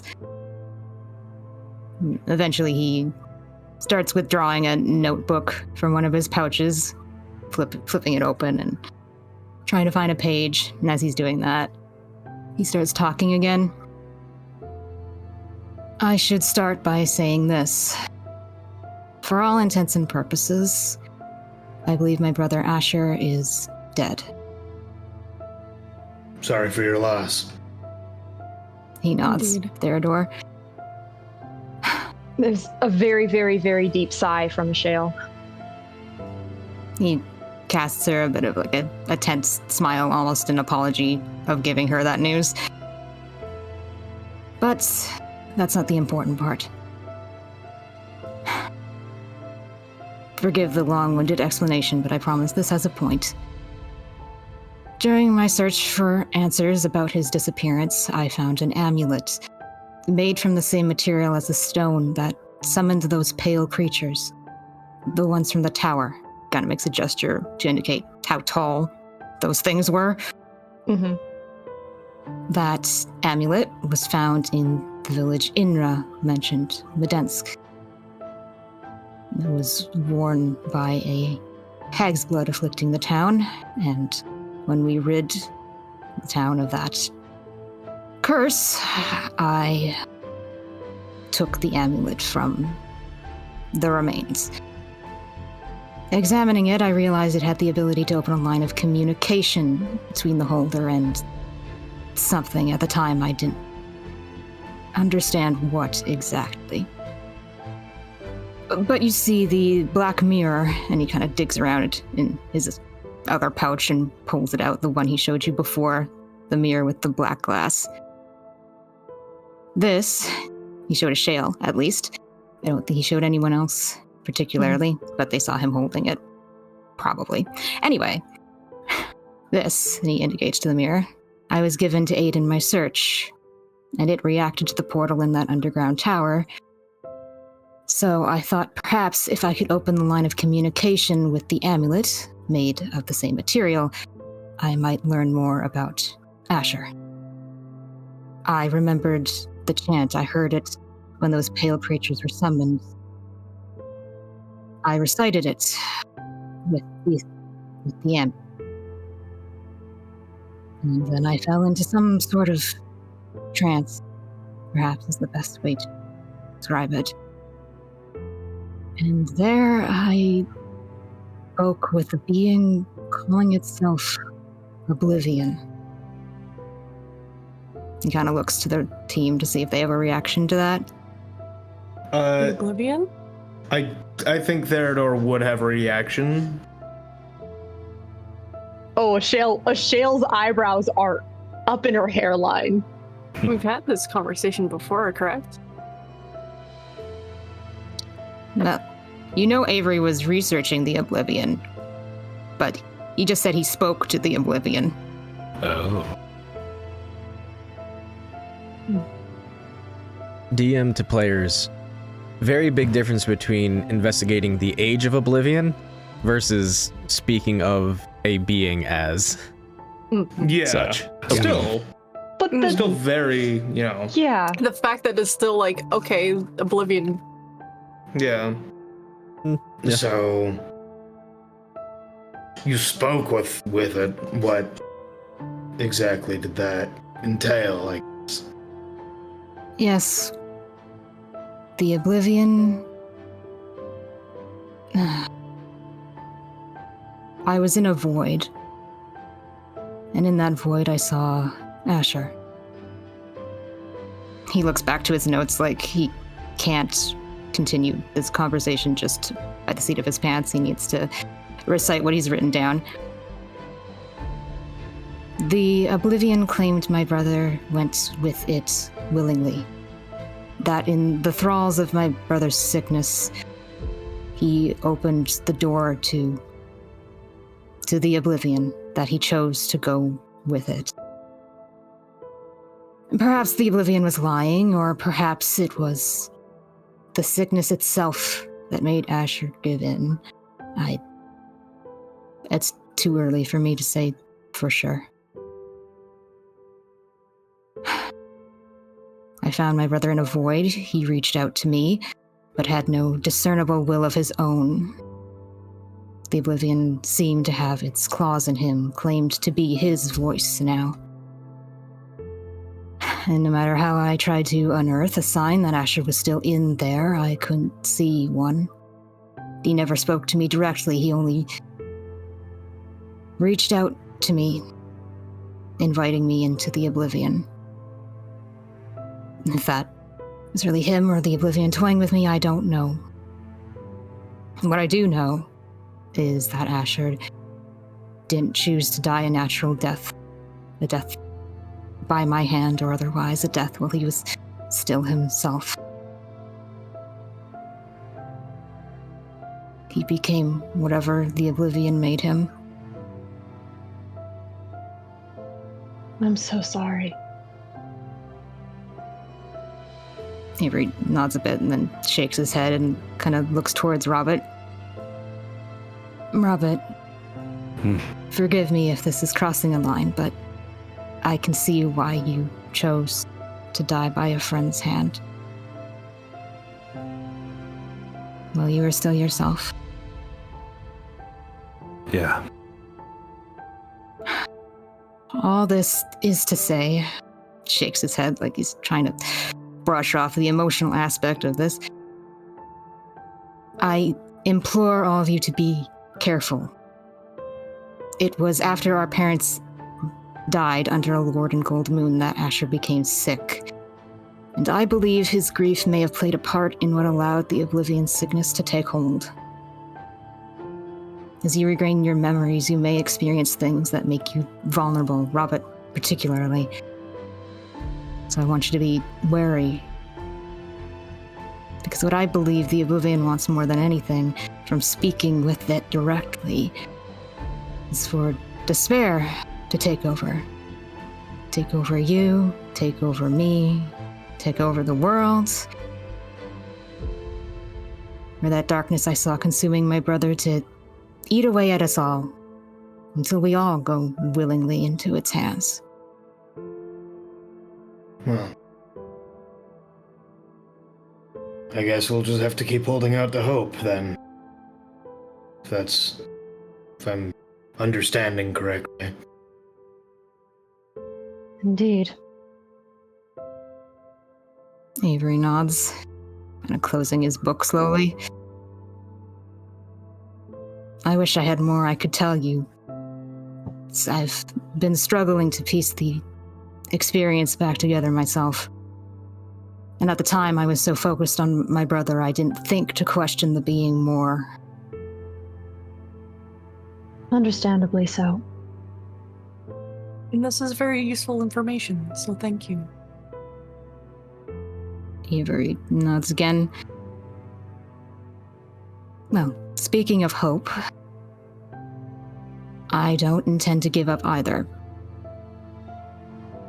Whatever my brother is, or is not, I intend to rescue him, be it by destroying the Oblivion or any other methods.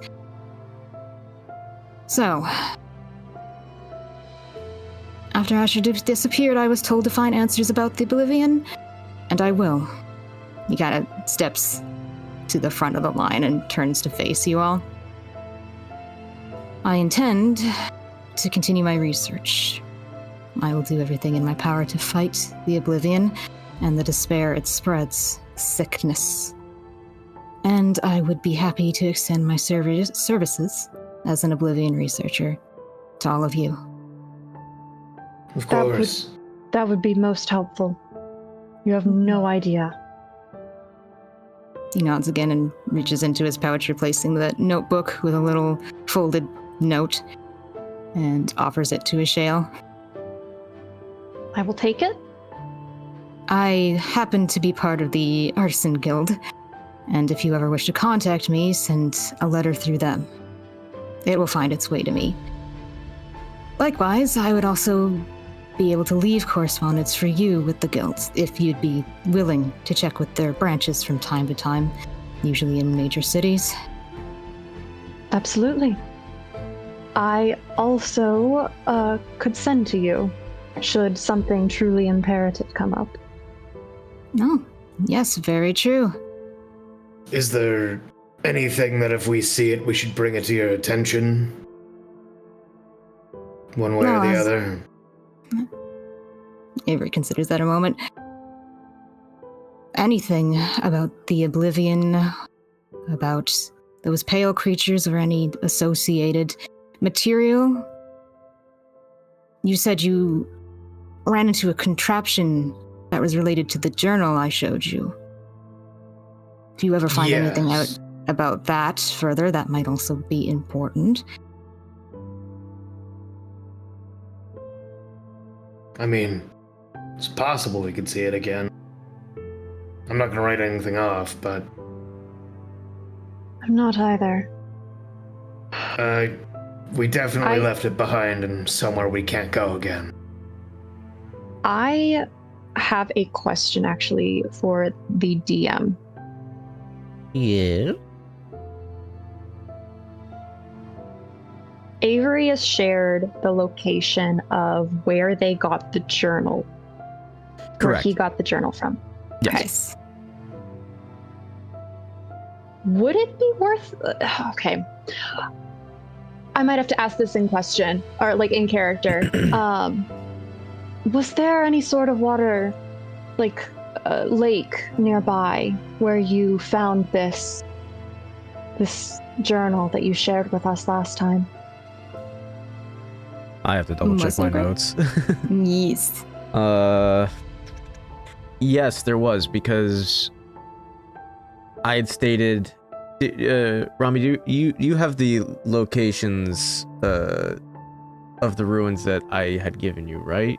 Somewhere, maybe? Let me pull up the map. That might be a little don't know. deep in there. I'm just trying to remember exactly which one. Yeah. Do you want me to send you the map? I think you just Yeah. you put some X's around it, but they're not marked. Okay, yeah. Yeah. Just where do you want it?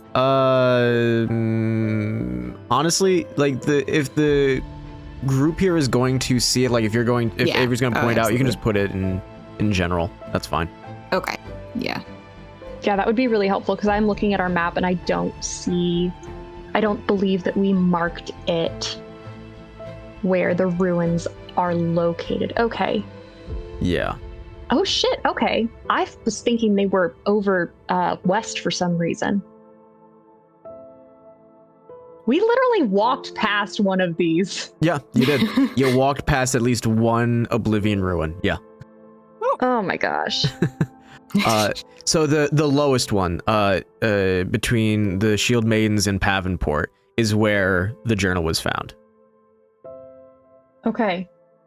And there was a lake nearby. Okay. Because Ashale is remembering the failed attempt to go scuba diving and the chest at the bottom of the lake. Mhm. But it's been centuries. So I don't know if it would even be worth mentioning, but I think I'm going to anyways. Mhm. I don't believe I can tell you how I know this, and I would request that you don't ask, for your safety as well as ours. Avery But nods. nearby to where you found this journal, there should have been a large body of water, a lake of some kind. I seem to recall something of the sort.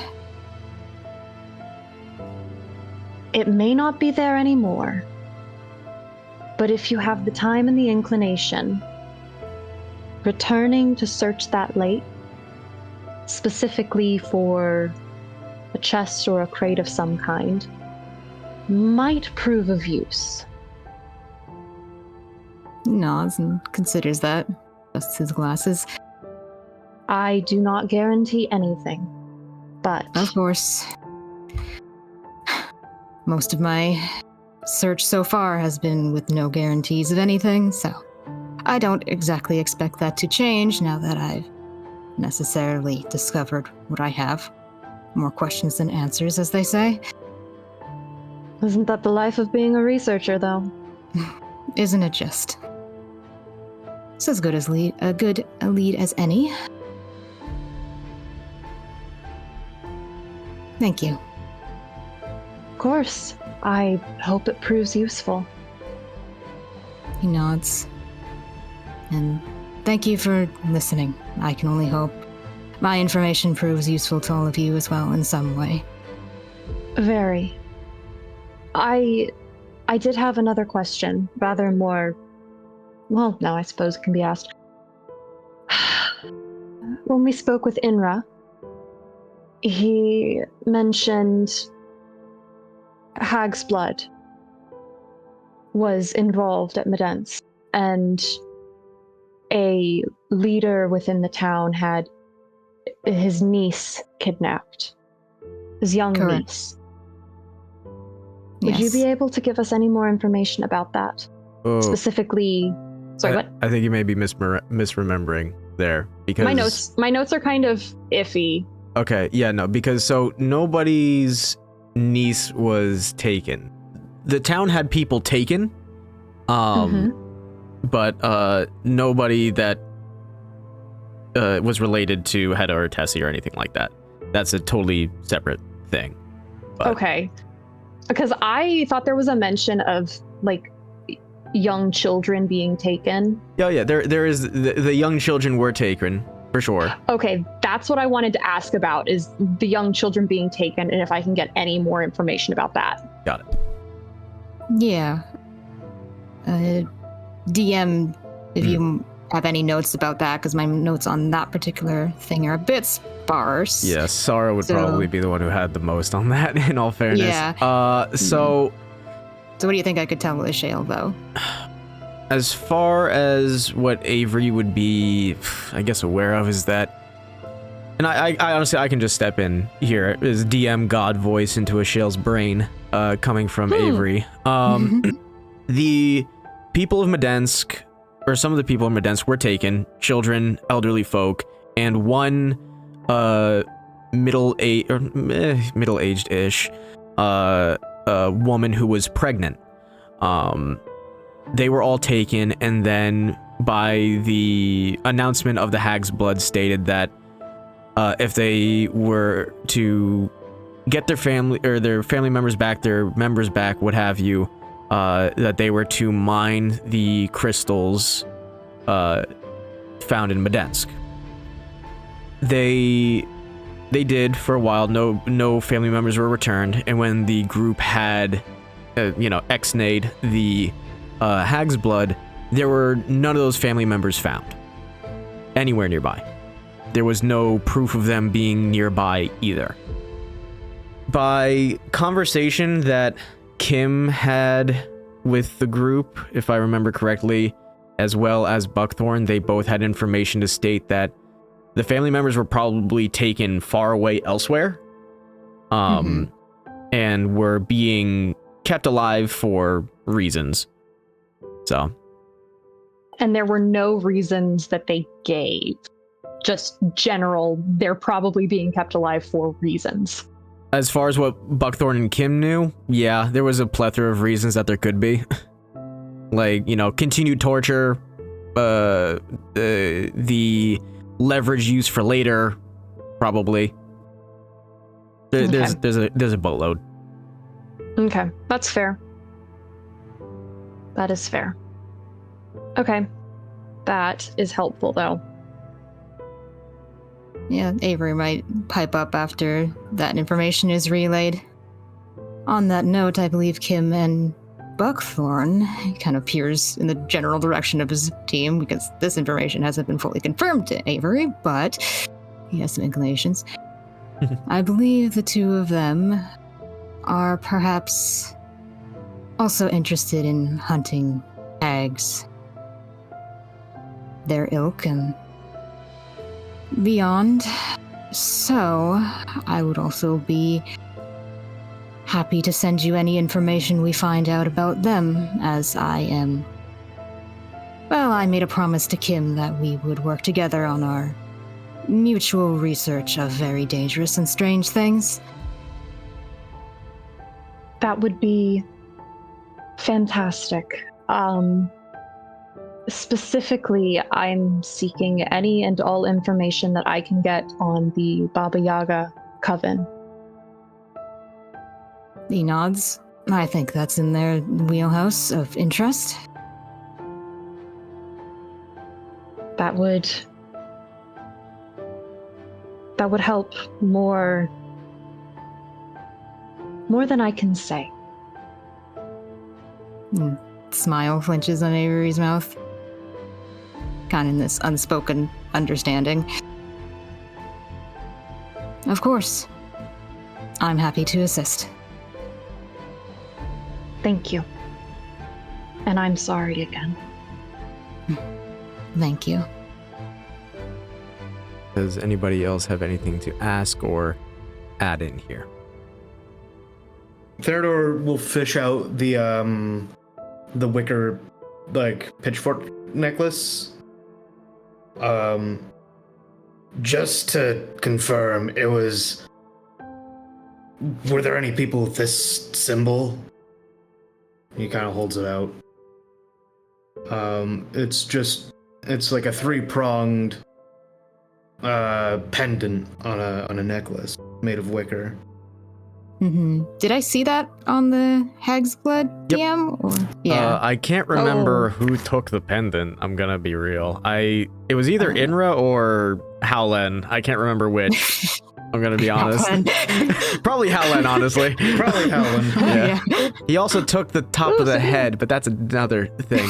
Oh my god. Yeah, who could have seen that one coming? You're telling me the Skinner skinned something? Skinner, no Tell me skinning. the killer killed someone. Fuck. But either of them had picked up the pendant, and Inra will make the nod towards Avery, like, it was there. Yeah. Avery will not as well. Yes, I've seen that before. On the Hag's Blood we took care of. In fact. Gotcha. Yeah, just we've seen it around, and I might have a tie to it. Not like being part of it, but I'd assume against it. When it comes to bones to pick, I certainly have my fair share. Well, that is interesting, because the Hag's Blood was wearing that, gestures to what Theodore's holding, as well as the pendant I took, the amulet. So I'm starting to see a connection here. These may not be separate events, necessarily. Oh no. The more this goes on, the less I begin to think that certain things are coincidence. Indeed.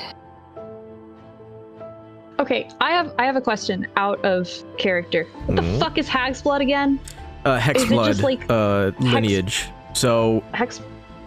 Baba Yaga shit. So let me see, what would the characters know? I know that, well, actually Avery could probably just explain this as well. So you guys will get all this information from Avery because they had done the check to figure this all out. So hex blugs or hags blugs, whoof. That's the sound they're making after we stab them in the throat. Yeah. Hell yeah. As far as mechanically, they are a lineage thing that player characters can also be, but they are essentially the quote-unquote children of hags. They can either be legitimately born, which thanks Zeke for actually knowing this out of game part that honestly I didn't even know, was that in the lore, hags will eat babies and then like become pregnant and then birth out a hex blood. Oh. Terrifying prospect. But on the flip side, if like they come across like a non-infant, toddler or otherwise, they can perform a ritual upon them to turn them into a hex blood. Which then if a ritual is continued, they can just turn them straight into hags.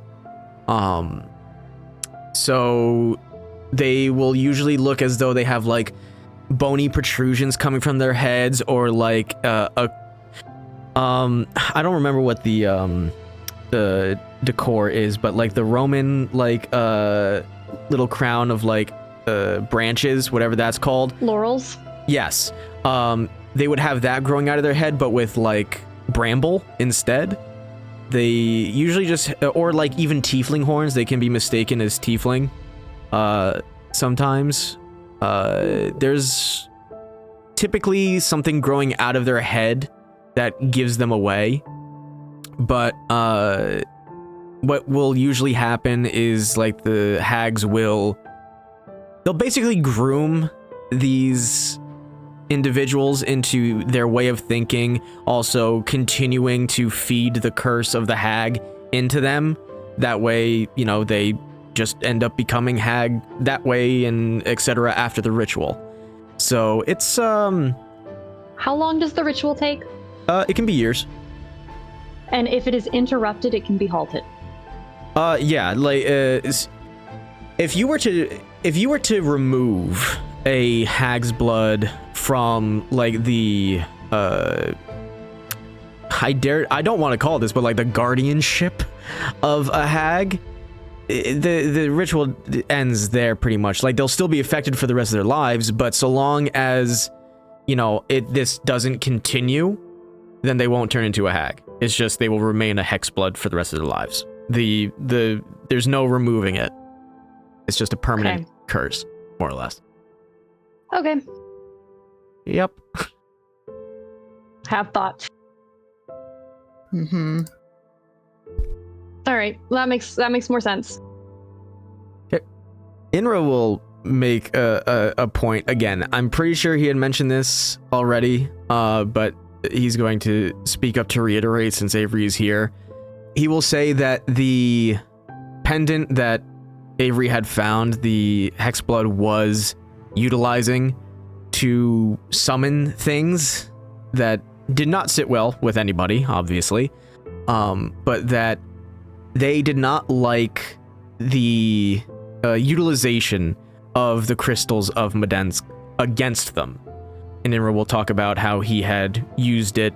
He had shattered one of the crystals, knowing what its effect would be like, and the creature was just gone, ex-nade, nothing left, gone from existence in a flash. He's gonna mention that, seeing as what happened with Avery in relation to that necklace, and how now that he knows that there's some sort of connection to you guys, that's why he brought up that you guys may want to go to Medensk and look into it, because if they don't like those Shatterbright crystals, which I think Zeke was the one who coined that term, it's canon now, then it may be something for you guys to look into. He just didn't want to share the story that didn't feel like was his. That is fair. If there's nothing else that anybody wants to add, then we'll just say, you know, this whole conversation perfectly ends as you guys had looped back around and made it back to the camp. I think 10 of 10. before... Good job, everyone. I think before Avery like fully breaks off to rejoin his own party, he turns to the group and says, if you ever find yourself in a town called Drifthaven, north of Argenstead, say hi to the innkeeper of the Sleepy Lantern for me. Sleepy Lantern, you got it. Sleepy Lantern, Drifthaven. Okay. She's probably worried. Avery gives a little smile at that. Family? Family friend. Gotcha. No. Suppose I'll see you around. Sure. Here's you guys know hoping. where you're headed?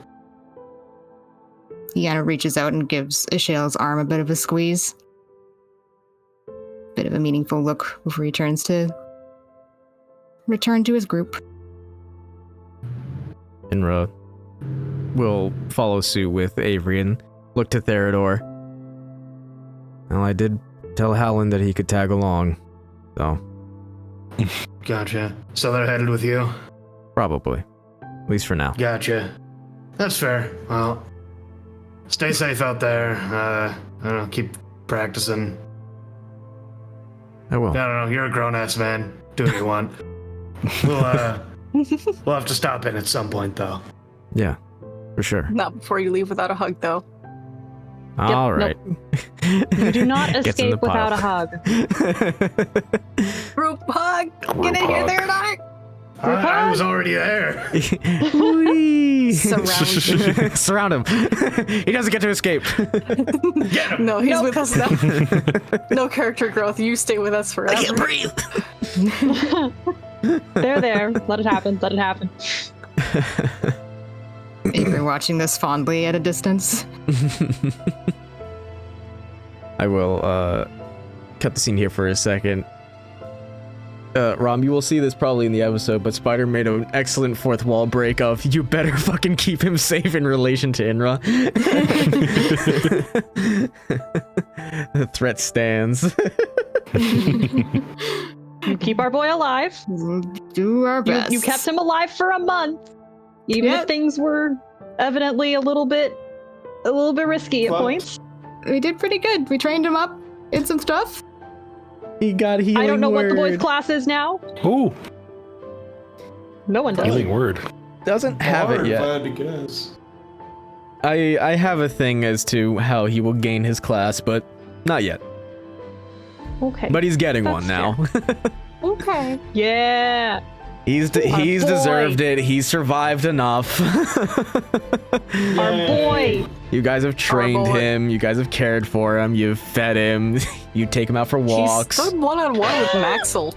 That is true. He He went- did. Yeah. He did a good job too. All things considered, really yeah.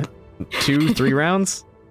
Yeah. Yeah. That- Yeah. The nat 20. Yeah, that fucking nat 20, I Ugh. swear to God. That That was so session full of badass. nat 20s, but as we will pull away from this scene, just for the reminder of how it all went last session, it all kind of pulls back, the groups split, some conversation is had before you all go your separate ways, Inra towards Hilkati, and you guys heading towards Kalchath. And now you have all this wonderful information. Woo! Yep. And oh boy, we need to get to Medansk as quickly as possible, in my opinion. I know we need to go to Kalchath, and that's on the way to Medansk. We need to get to Medansk. I have questions for the people there, and we need to probably track down where those the kidnapped people were taken. Yeah. So, on the list of things to do, stop in Kalchath, get my armor, I guess talk to Kosuth, and then do we need to do anything else there? Like, we should do things there while we're there, and then Check go in to the, Medansk. the magic shop, maybe. Oh, yeah. I might have mail waiting for me, if I'm being totally honest. I don't recall. Yeah. We'll stop in Kalchath and, like, really stock up. Make sure we're good to go. And we will pick up with you guys on the road, making your way there. And we leveled up. Again. And you leveled up. We did. Woo! Yay! Should Yay. we did it. roll random encounter? Or... We will. I just want to put you guys on the random bullshit. Also, I need to get your cart because I remember With breakfast and supper. breakfast and supper. Oh god. One day you Oh. guys will find Oh lunch. my god, I forgot about a thing. Hmm. I forgot about a thing. What thing? On Thing. the cart, I wanted to check the basket. We'll get to that in a second. Oh, Because I haven't forgotten. And now... Oh my god, I don't have to put down Igmut for once. This is so weird! oh, This is your fault. There's no more Igmut. Oh god! No, we got breakfast and supper, baby. You got breakfast and supper now. Man, this is the beginning of a new arc. Yeah. Oh boy. But yeah, no, that is a full-sized wagon. It is not just a cart. You guys have shelves. There is like a canvas to drape over the both doorways. You guys have the ropes on the side in case one, you need to dangle off of it, or two, if you needed to like hold stuff there. You guys do have the locked pantry. yeah, the essentially the trunk of the wagon that has the big old lock on it that you guys can put shit in. This is a traveling wagon. This is what merchants would use. So We could definitely ford the river. We got this. Oh god, not Oregon Trail. So just for your guys' knowledge, 2 people can fit up front by the mules, and anybody else will have to be a passenger in the back. Or if you wanted to dangle off the side, by all means, that'd be really funny. I'm not going to stop you. So Val being up front is not going to potentially work unless you want to switch with Robert or Theodore. No. Okay. Theodore is attempting to. He feels responsibility to drive the cart because he bought it. Fair enough. Yeah, he bought the wagon, so he must drive it. Fair enough. All right, and with Robert as your co-pilot, you guys begin the long trek towards Kelcheth with your new cart, your 2 mules, and a whole lot of information to soak in. Now, before I have you guys roll random encounters, Ashael, you will notice that the basket is there. It's not dangling; it's on one of the shelves. And are you just looking in the basket or what have you? I don't remember actually if I gave, because last time I said that before everything went to hell in a handbasket, I wanted to entrust some valuable or valued items to the owner of said basket, for it to keep watch over until such a time as I can give them to their eventual owner. So I just wanted to check and see. I don't remember if I actually put the stuff that I wanted to put in the basket, but I wanted to check and see if it was there. So this is going to be Inra in the distance remembering something as he's driven away from you guys. He's going to yell, "Oh shit, I forgot."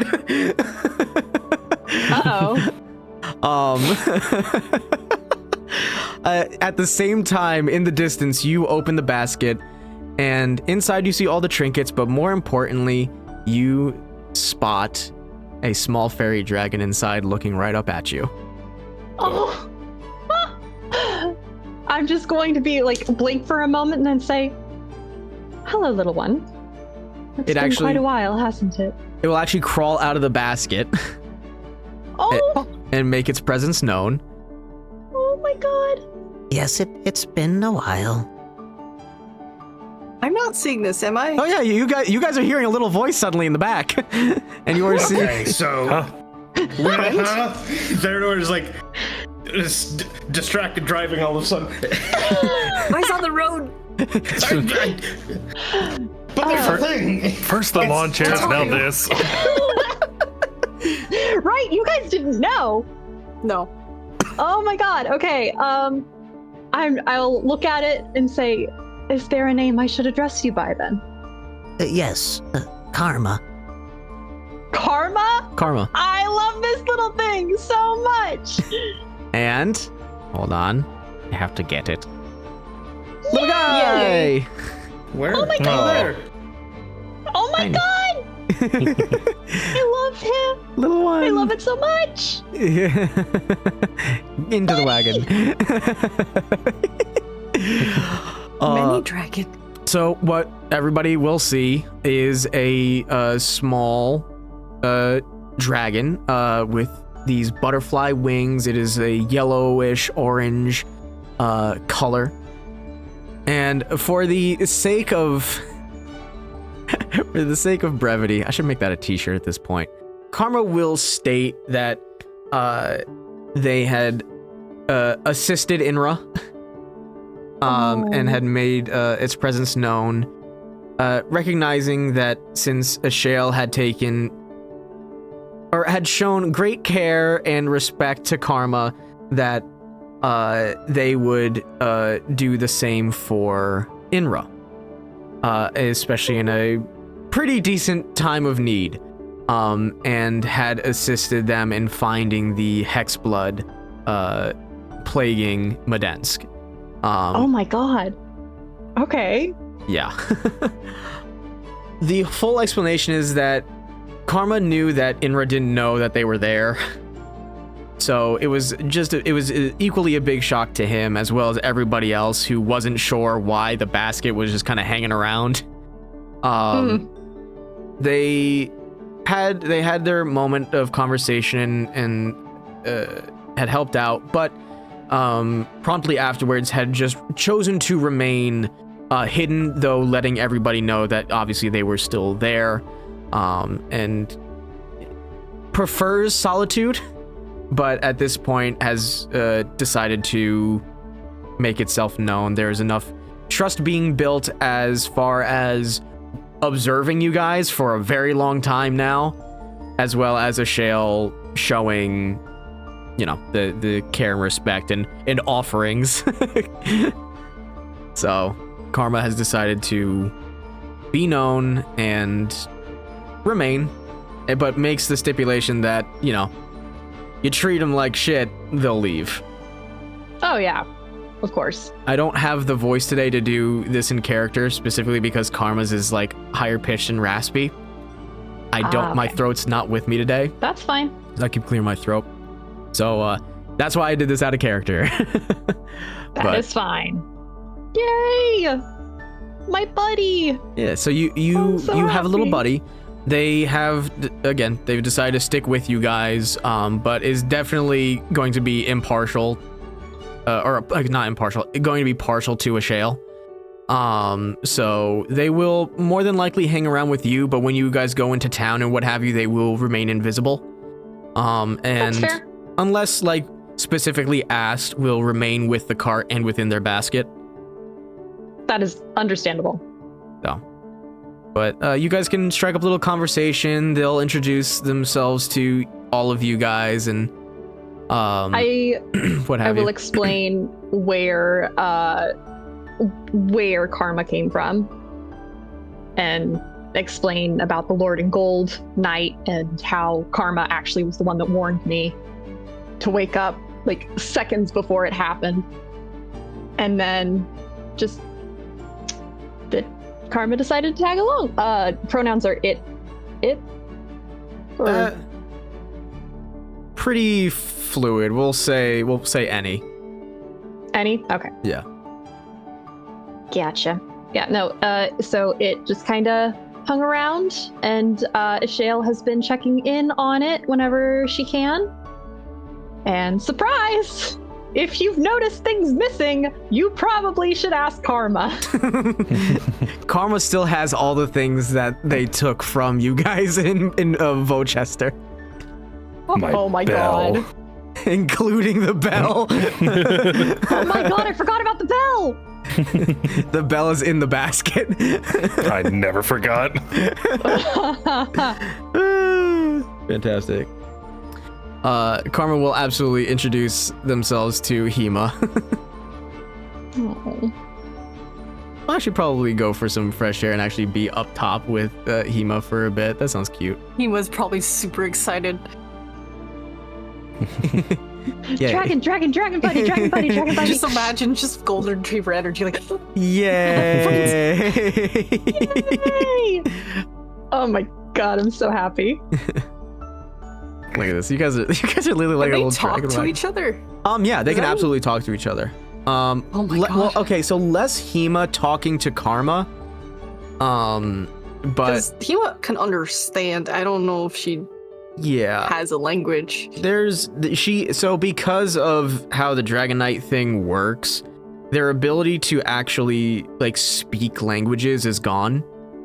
Mm-hmm. But they can still have some mode of conversation. It seems like you're not sure how. The science behind that is beyond you. So no direct answer there for now. But it seems that they can have some form of communication. Okay. Yeah, now you guys have Karma with you. Now and forever. Unless you treat them badly. No. No. Yeah, I don't see that happening, I'll be honest. Yeah, I don't either. But now that is settled, now I will have you guys roll random encounters. So Okay. you What are we guys will rolling? have, let's see, you have from multiport 1, 2, 3, 4, 5, 6, 7, 8, 9. We round up in this house. So we'll do D10s since you guys are just making the full trip there. Yahooey. I still have the Blood Golem dice out. I'm not using them, but I just want to let you guys know. Alright. Oh, Why I are you got threatening us? four. Please, why? I got a 4. Got a 4. Oh yeah, we That roll is these a physical. 6. Oh, Yeah. physical. Yeah. You can roll them for Oh, shit. Physical. Well, I already rolled, so 6. 6. Ow. Also, Poked myself with the I also rolled a The 6. cat is asleep Oh. in my lap. I Good can't cat. move. So I what are love we these doing? dice, but they're a weapon. Oh my D10. god. So wait, 10? D10 like how many times? Just once.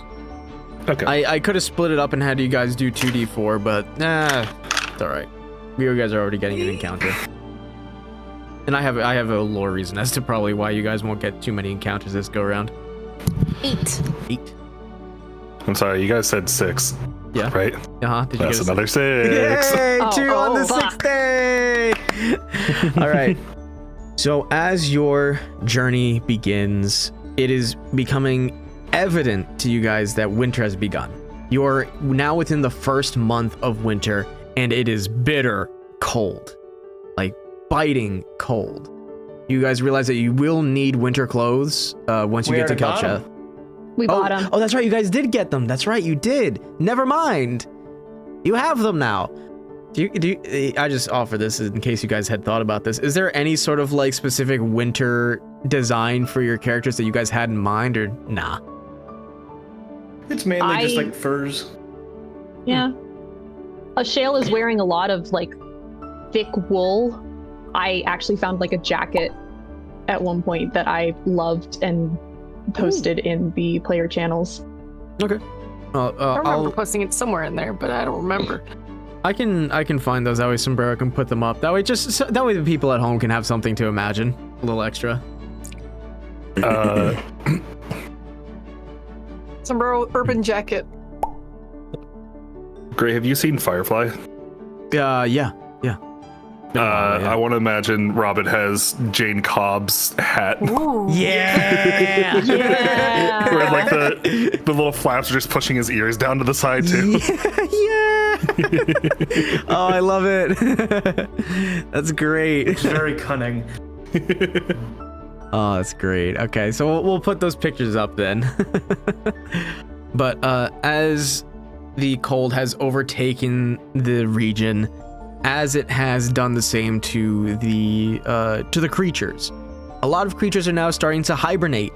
A lot more are starting to become docile and conserving their energy a lot more. So going out hunting or being on the prowl or just simply roaming around is not something that they will be commonly doing now, specifically for the beginnings of winter.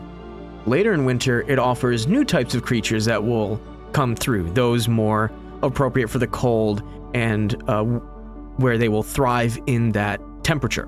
But for right now, you guys are in the nice middle ground and probably the safest time to travel. Though it is cold and it sucks, bad things are less likely to happen, but they will still happen, as is evident of the 3 6s. So, as you guys travel these first 6 days, you remain vigilant, and you remain alert, but there comes a point where it becomes pretty droll. There's nothing that approaches you, there's nothing that attacks you.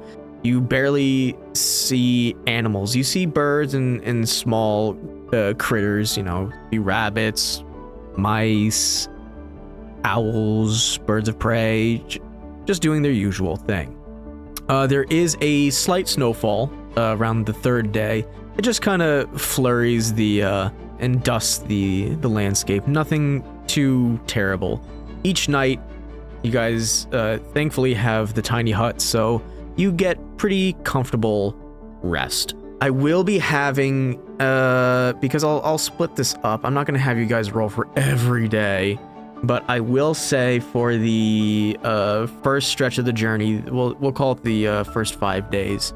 Just when you're going across the big plains where there's nothing and hardly a landmark, I need you guys to have one of you with advantage or 2 of you roll survival checks. That way you don't get lost. I have Okay. a +5 to survival. You have +5? Yeah. Yeah, how about you roll that with advantage? With advantage. Yeah, go crazy. That's a nat fucking 20. Oh, awesome. Hey. And then, I'll say with that nat 20, you guys take a day travel off. So instead of it being 10 days, it's 9 days. Oh Yay. shit. Hell yeah. So you find shortcut TM. How it works, I don't know. It doesn't shrink the distance, but you do. Awesome. So on your 6th day of travel, I'm going to roll a d4. I'm going to say this happens at the beginning of the day. You guys are starting to run low on food. Like, you managed to grab a few things, but before you left, but you weren't really given the chance to really shop that much in Mulderport. And you grabbed enough where you guys could get pretty far, but you've reached the point where foraging now has to be a thing.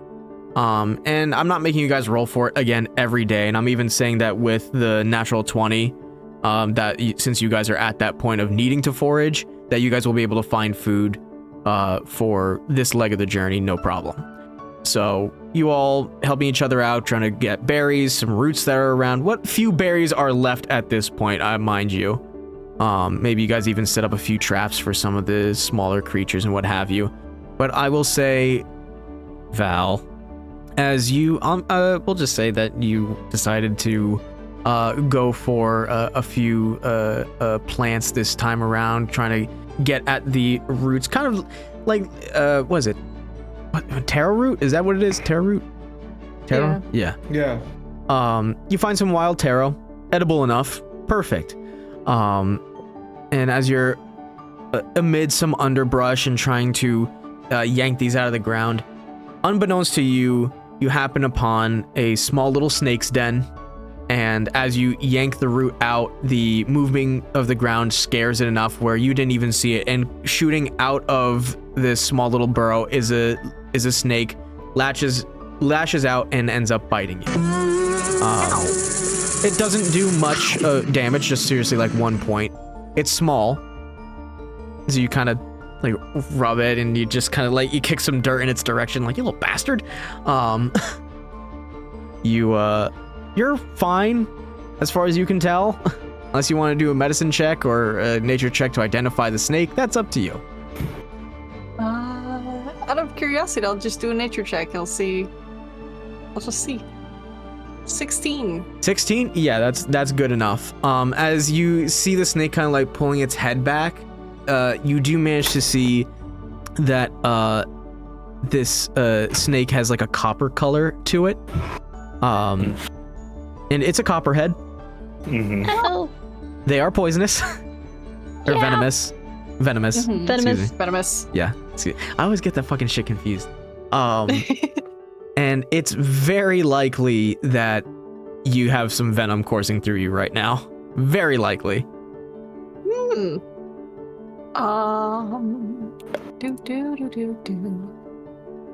Would cure wounds have any effect on that? Nope. Hey, Theodore, you should. Huh? I'm going to Forgot. Sorry. collect my veggies and calmly walk over to the cart.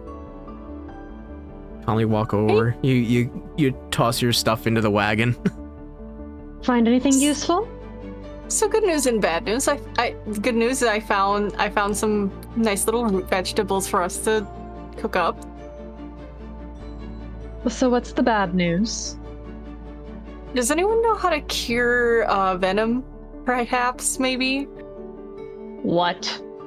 I might have gotten bit by a copperhead snake back there. Well, She'll I'm just kind put of her fresh head in out her of magic. hands. What was that? I'm fresh out of magic. So, Shit, you are. Yeah, lay on hands isn't helping you here.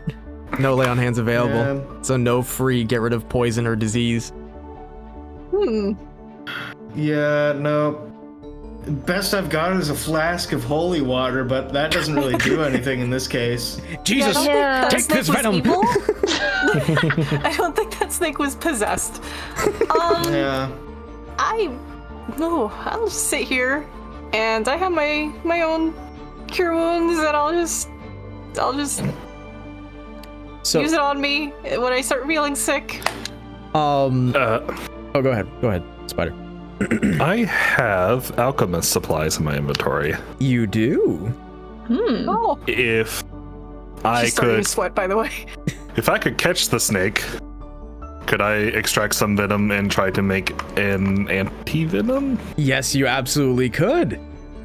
Here, I'll show you Hell where yeah. the snake den is real quick. Cool. We get there and she just sits down. She's not gonna move.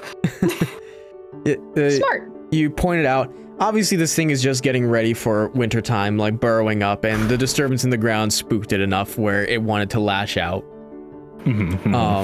So how do you plan on catching the snake? And is anybody else helping Robert here? I probably shouldn't help. Yeah, no, you shouldn't. Just gonna grab it with mage hand. Oh, yeah, all right. Probably a good idea. Make Can't bite you from all the way over there. fair. Yeah. Make a spell attack roll, I guess, to grapple. It's just charisma. Yeah, I just guess. use your charisma, add your proficiency bonus to it. So your proficiency is +2, so a 9. I'm gonna lucky that. Lucky, Yeah. yeah. We love Lucky. Oh, I didn't see that it was a natural 1 either. Oh, that's funny. Yeah. Okay, damn. so 14. Okay, 14, yeah.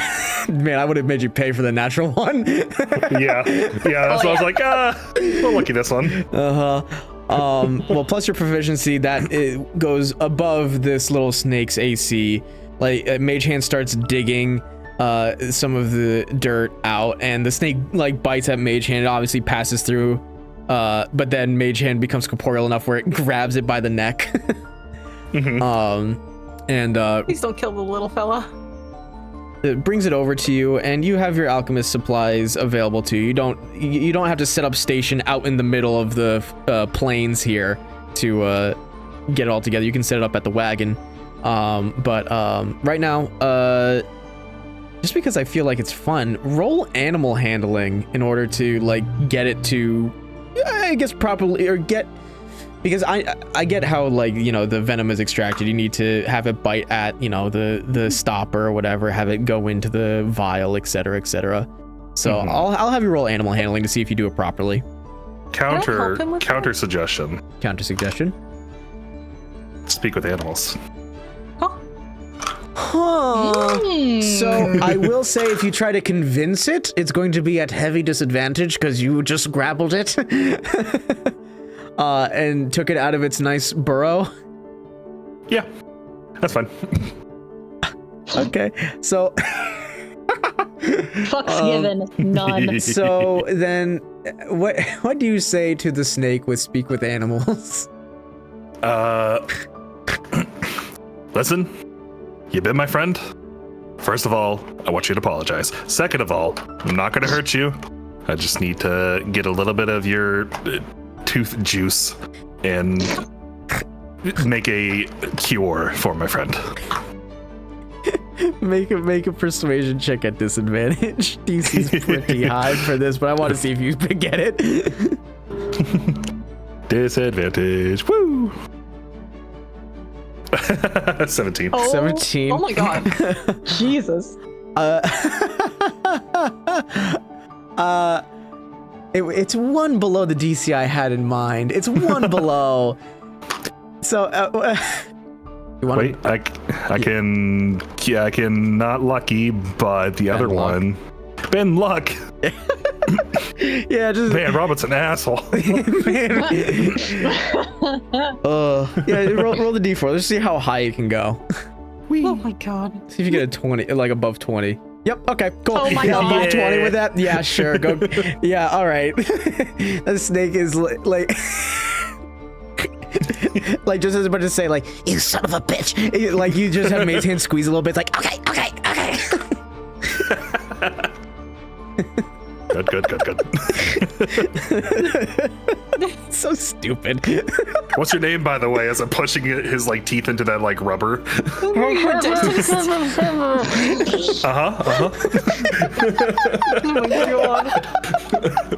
Any plans after this?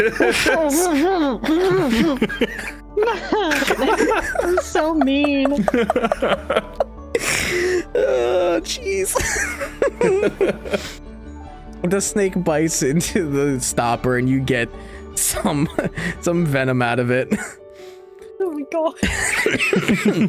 You'll toss the snake away, and just as like you're like it just gets grumbling to itself as it goes back to its little hole that you fucked up. and like you just you end speak with animals. God damn it. That's awesome. All right, so yeah, you'll get the venom. Go back to the wagon. I will have you do an alchemist supply check using intelligence. So just make an intelligence check with your proficiency bonus. Okay. 11. 11. Mm-hmm. You will have to use bend luck again because if I'm not mistaken, there's an actual set DC to make antitoxin / antivenom, and I think it's 12. Shit. All right, I'll bend luck again.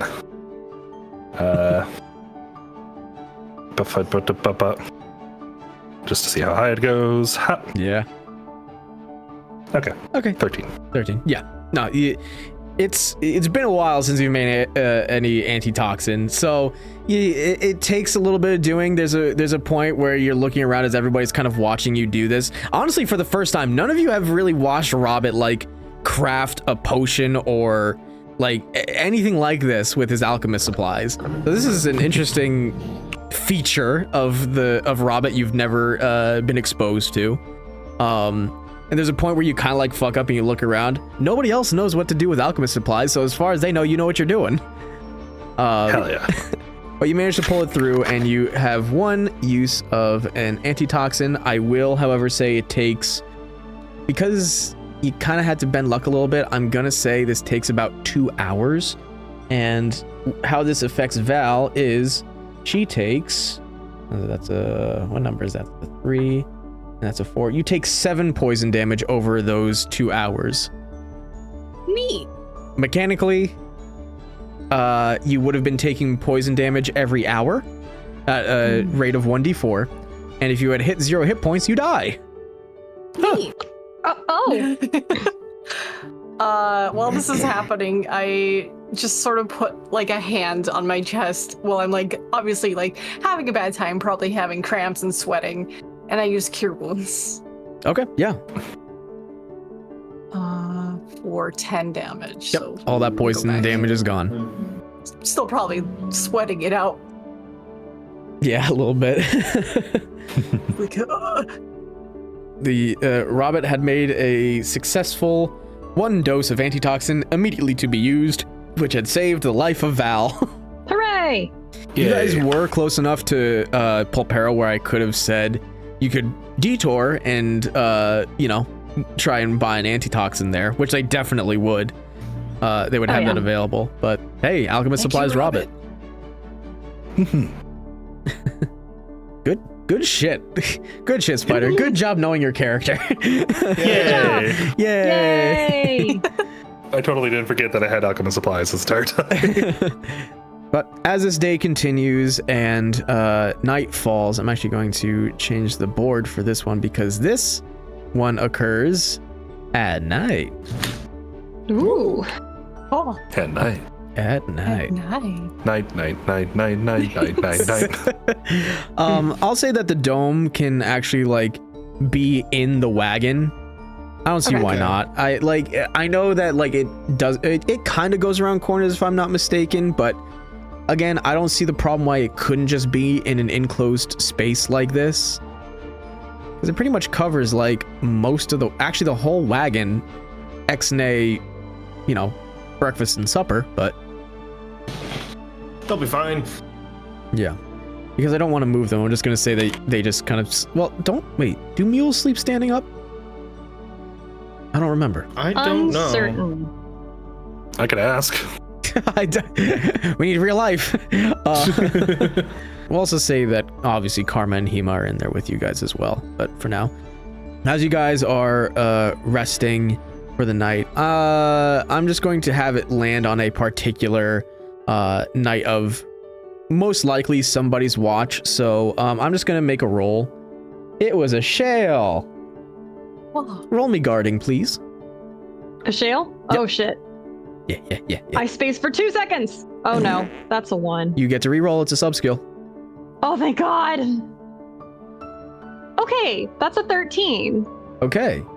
And you do add your proficiency bonus to this if you didn't already, because you are now proficient in perception. Oh. Yep. I didn't. Yes, because Okay, guarding is hold on. connected to perception. So Oh. Okay, so I am now proficient in guarding. yes. Okay. So that should be a +6 now, correct? Yeah, so that's going to be a 16 actually. Pretty good. Okay. Very good. So on the 16, the night is pretty quiet. There's nary even the wind blowing. But what you will be able to notice with the guarding and your newfound proficiency in perception is that you start to hear like what sounds like flapping, like what you originally think is probably like a nocturnal bird of prey, but you hear multiple, and they're getting closer and louder.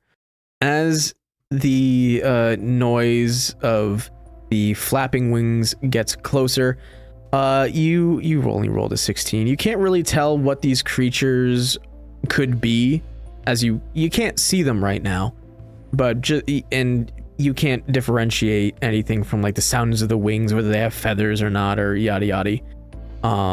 You will notice them when they start going after supper and breakfast. I am on my feet. I am whistling to wake everybody up. And then what do I want to do? A great question. But how about you roll initiative? Oh. We don't get a lot of random encounter combat shit. This is fun. Yay. Yeah. Not nat 20. Nice. I rolled a 10. Oh, that's like the highest I've rolled initiative in a while. 14. 16. All right. 1, 2, 3, 4, 5, Who the fuck 6, is 7, Ugh, 8, what the 9, fuck? What the fuck 10, is that? What the fuck are 10? those? 11. Fuck. There we go. What the Oh my fuck? god. Can I just What are they? Mosquitoes. honestly like it, not man. that far off. I'm gonna be honest with you, bud. Ew. Let me collect them all into a little corner If you here. get rid of breakfast and supper already, I'm fucking finding you. Let me can I turn I on know where the- it is. There are rebound inrows. You can't do this. There are rebound inras. God, we need something. All right, I am So going to many little give a guys. heads up reminder to everyone now that spells cannot pass through the dome. If you are inside the dome when it is cast, you can move freely, but you cannot cast spells out of the dome. And if I Why? leave the dome, we lose the dome. Okay. Yes, I can Wait, make the them fly. dome wasn't covering the donkeys? Nope. I guess Damn not. it. They're not within the 10-foot radius. And if I throw fireball, does that just hit the dome? Yep, you have to step outside of the You'd have to dome. step outside. I promise. You will have to step outside of the dome. I'm glad you went over the rules of the dome. I am very glad as well. This is presumably the dome. Roundabouts. I couldn't get it exactly centered. 4 players enter. No players leave. 4 players enter. No players leave. Fireball in the dome. Everyone fucking dies. All my friends these are guys- These guys are a little further back. What happened? What could have possibly happened? This is technically all my friends were dead. All right, so here's the swarm that is here. So let me put up the initiative thing here. This is gotta Character clear that name. list. And I'm not gonna use the blood golem dice for tonight. Thank you. That's terrible. We appreciate it. All right, so a Shale up front, then Val, and Robin and Theodore can do wombo combos if they so choose. Well, no, because Robert got 17 because of that additive. Oh, added. Okay, so then never mind then. So then, Yep. then Shale, Robert, Val, Theodore, and then Sturges.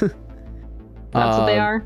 So yeah, well, for as far as what your characters would know, I'm just going to say, for Shale, if you wanted to on your go, you can make I guess a nature check technically would work for these guys, or Arcana. They're kind of monstrous. Nature. They're not beasts. Okay.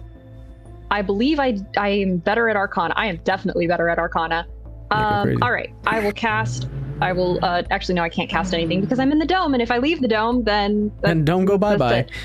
Yeah, exactly. So I am going to roll an Arcana on these. Yeah, go crazy. That is a 23. 23. Yes, these are 100% Sturges. What these guys are basically the conglomeration between a bat and a mosquito. Oh, hellish. All right. They kind of suck. And by suck, literally. Their whole thing is just consuming blood. And as this is getting closer to wintertime, so they're probably on their last few hunts for the winter before they end up going into hibernation, trying to overfill themselves. Gotcha. And let's see, you got 23. Let me see if I can tell you anything about the creatures. Let's see. Perhaps a weakness. You would know that they're not very strong. They're very, very weak creatures. But in a horrifying collection, in a swarm, they are a problem. And congrats, you have a swarm on your hands now. And it seems that they weren't able to. They didn't spot you guys in the cart, obviously, but they did spot your mules. Yeah, I noticed. All right. I am going to make absolutely sure that everybody is awake because I can't leave the dome. I am going to convey all of this information, and then I am going to point out and say, yell if you need me. Go have fun. You got it. Great. I'd like to move to the front seat of the cart so that I can sit and watch the battle and make sure that they don't need anything from me. Man, it's been a long time since we've had like a random encounter combat. I know, right? I love my random encounters. The snail, right? It was the snail. It was the snail. And we chose to make that a combat encounter. Yeah, that. Well, no, there was the Thank rat. God. The rat was barely. The rat was. That was still a combat encounter. That still counts as a combat encounter. Combat happened. Fine. Don't you fucking dare. He's so passionate about this. I killed that rat. You're getting a definition wrong in my fucking presence. Does the shark tooth count as a random encounter? I presume that was planned. That was planned, it was not. Okay. That wasn't a random encounter. Gotcha. All right, so you are moving past Val, go up to the front of the cart, just at the edge of the dome. You can hold an action if you so choose. Yeah,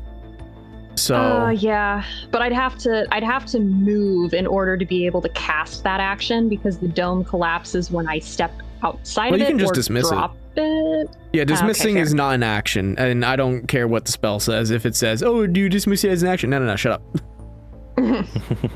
It would be easy enough to probably break like the chalk circle or whatever I've used to cast it. Okay, so yeah, if I could hold, could I hold one of my 5th level magic missile charges from the Robe of Stars? Yeah, I don't see why not. It would just dissipate if, it's not used, so. That's fair. It'll be back in the morning. Fair. I have one of these Sturges facing the wrong way. There we go. He's a little confused. He's just looking. All right. Sweet. All right. Then if that's your go, Robert, your turn. Don't fireball the inside. Oh shit! Right. Please step outside. Mm-hmm. Which reminds me of that rat of unusual size that we saw. I don't think they exist. Robin's hopping over here. Huh? And yeah, fireball. Okay. Here we go. 20-foot radius, right? Yeah, 20 foot. Let's see where I can get this. Oh my god. Please do not kill our mules. Please don't cook breakfast or supper. Oh, we're cooking something. You're cooking a lot of something. Oh my Not gosh. breakfast or supper. Leave them alone. Can I say that's everything except those two at the south?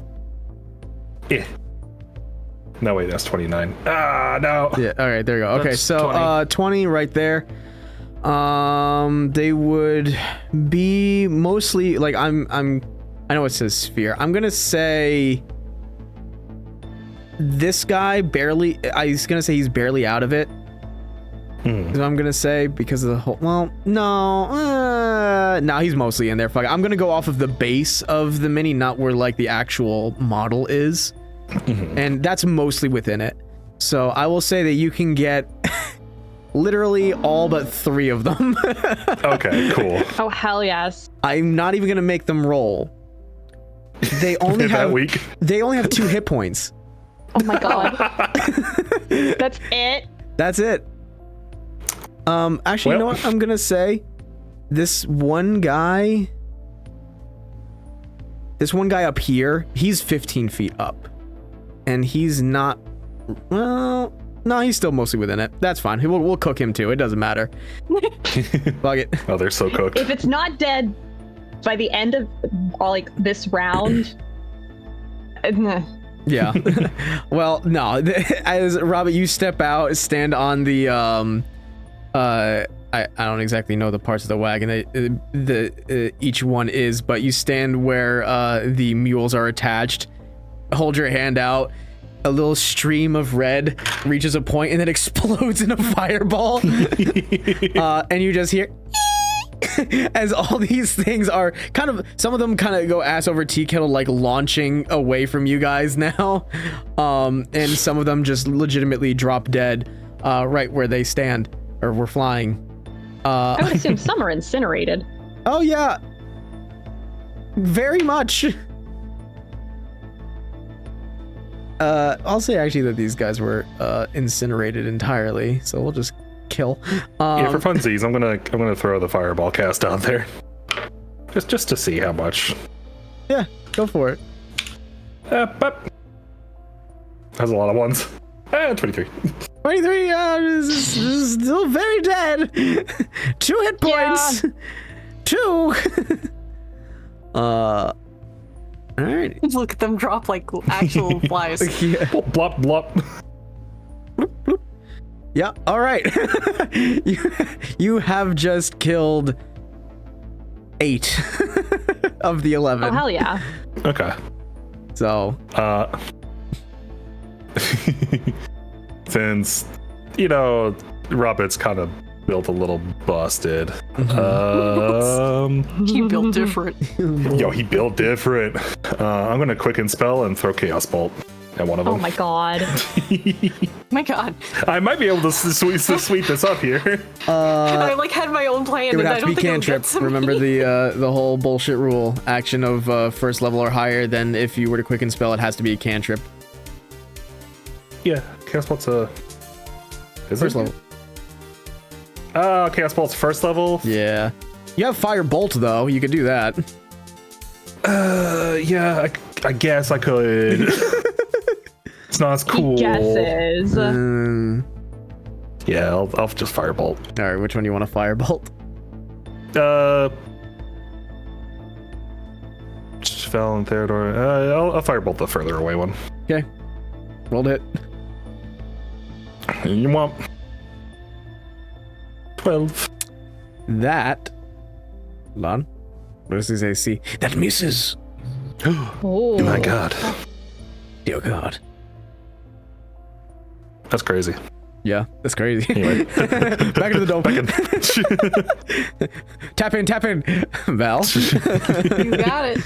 As a precaution. Oh, where is my character? Oh god. She's somewhere in there. I got her. Ah! I was gonna hop out the side actually. Oh, okay. Beep. Whee! You'd be Just right there. as a precaution. However, I'm not gonna do the work here. Oh, okay. Where are you? Where are you, Vihima? She's on the roof. Get over here. Pew. Hi. I'll just make her flying immediately. I know what you want to do. Thank you. Yeah. Keep forgetting to the controls for that. All good. Anyway. Cone? Yeah. All right. Yeah. It's so much farther than it needs to be. do do do do do do do do. Where's 50? 45. Yeah. Oh, we do 45, but either way, Oh, they'll get caught in it. okay. I mean, I can always alter it so it goes a little bit. Oh, Yeah, This way. yeah, that's not a problem. Uh-huh. yeah. Yep. Let's do that real quick. 6d8. Yep. This is overkill, but This it's is so overkill. AoE. AoE, baby. As the dice explode. Wow. 34 and I guess 17 if it just doesn't feel like it. I'm gonna roll to see if they succeed. Oh, they got natural I know, 20. I'm That's curious. really funny. They still die. It's really funny. Yeah. He Even just, like, quarter curls damage. himself up into a ball and like uses his wings to protect him, but it literally doesn't do anything because that. Yeah, 2 hit points. Yeah. All right. Yeah, and while the other 8 have been incinerated, these last 3 just freeze in place and hit the ground with a thud. Some of them, like, their wings are like so solid that like they stick into the ground, you know, like when you throw like a knife into the ground. One of them kind of like lands on its proboscis. Oh, It just sticks in the ground there, frozen, solid, preserved. Cool. Combat's done. Yeah, Theodore had like stood up at this point, kind of pokes his head out, goes, "You woke me up for this," and immediately lays back down. Yeah, Robin's already asleep. Michelle rolls her eyes and just dismisses the charge from her fingertips. All right. All done. Go back to bed. yep. We'll clean up our mess later. We'll clean up later. Should check on the mules, but Breakfast and supper looking around at the fucking sturges on the ground. these poor mules are just like, what the fuck just happened? Like, there was very suddenly a fireball in our face. I don't know what the fuck is happening. I was tempted to like think that they might freak out at the fireball, but I rolled on the side to see if they would freak out. No, not at all. They're so strong. Hell They yeah. don't give a fuck. They It's did a not. character trait Breakfast and now. supper do not give a shit. They've been through some shit already. They've been through I enough was gonna shit. say, for things Pre went through fucking shit. they did. DM as a like, I guess like thing if this happens again, Mhm. shepherding would work in this situation, yeah, because they're To calm them down A from couple. freaking out. yeah, Mhm, yeah, 100%. okay. Just making sure. You guys didn't have to worry about that with Ig, but you might with the mules. Sweet. All right. Well, yeah. After that quick bout of fireball and ice breath, you guys get a restful night's sleep. Woo. Woo! Literally, it took, I want to say, like 4 seconds. Grand total. Probably, yeah. Yeah. We reacted very quickly.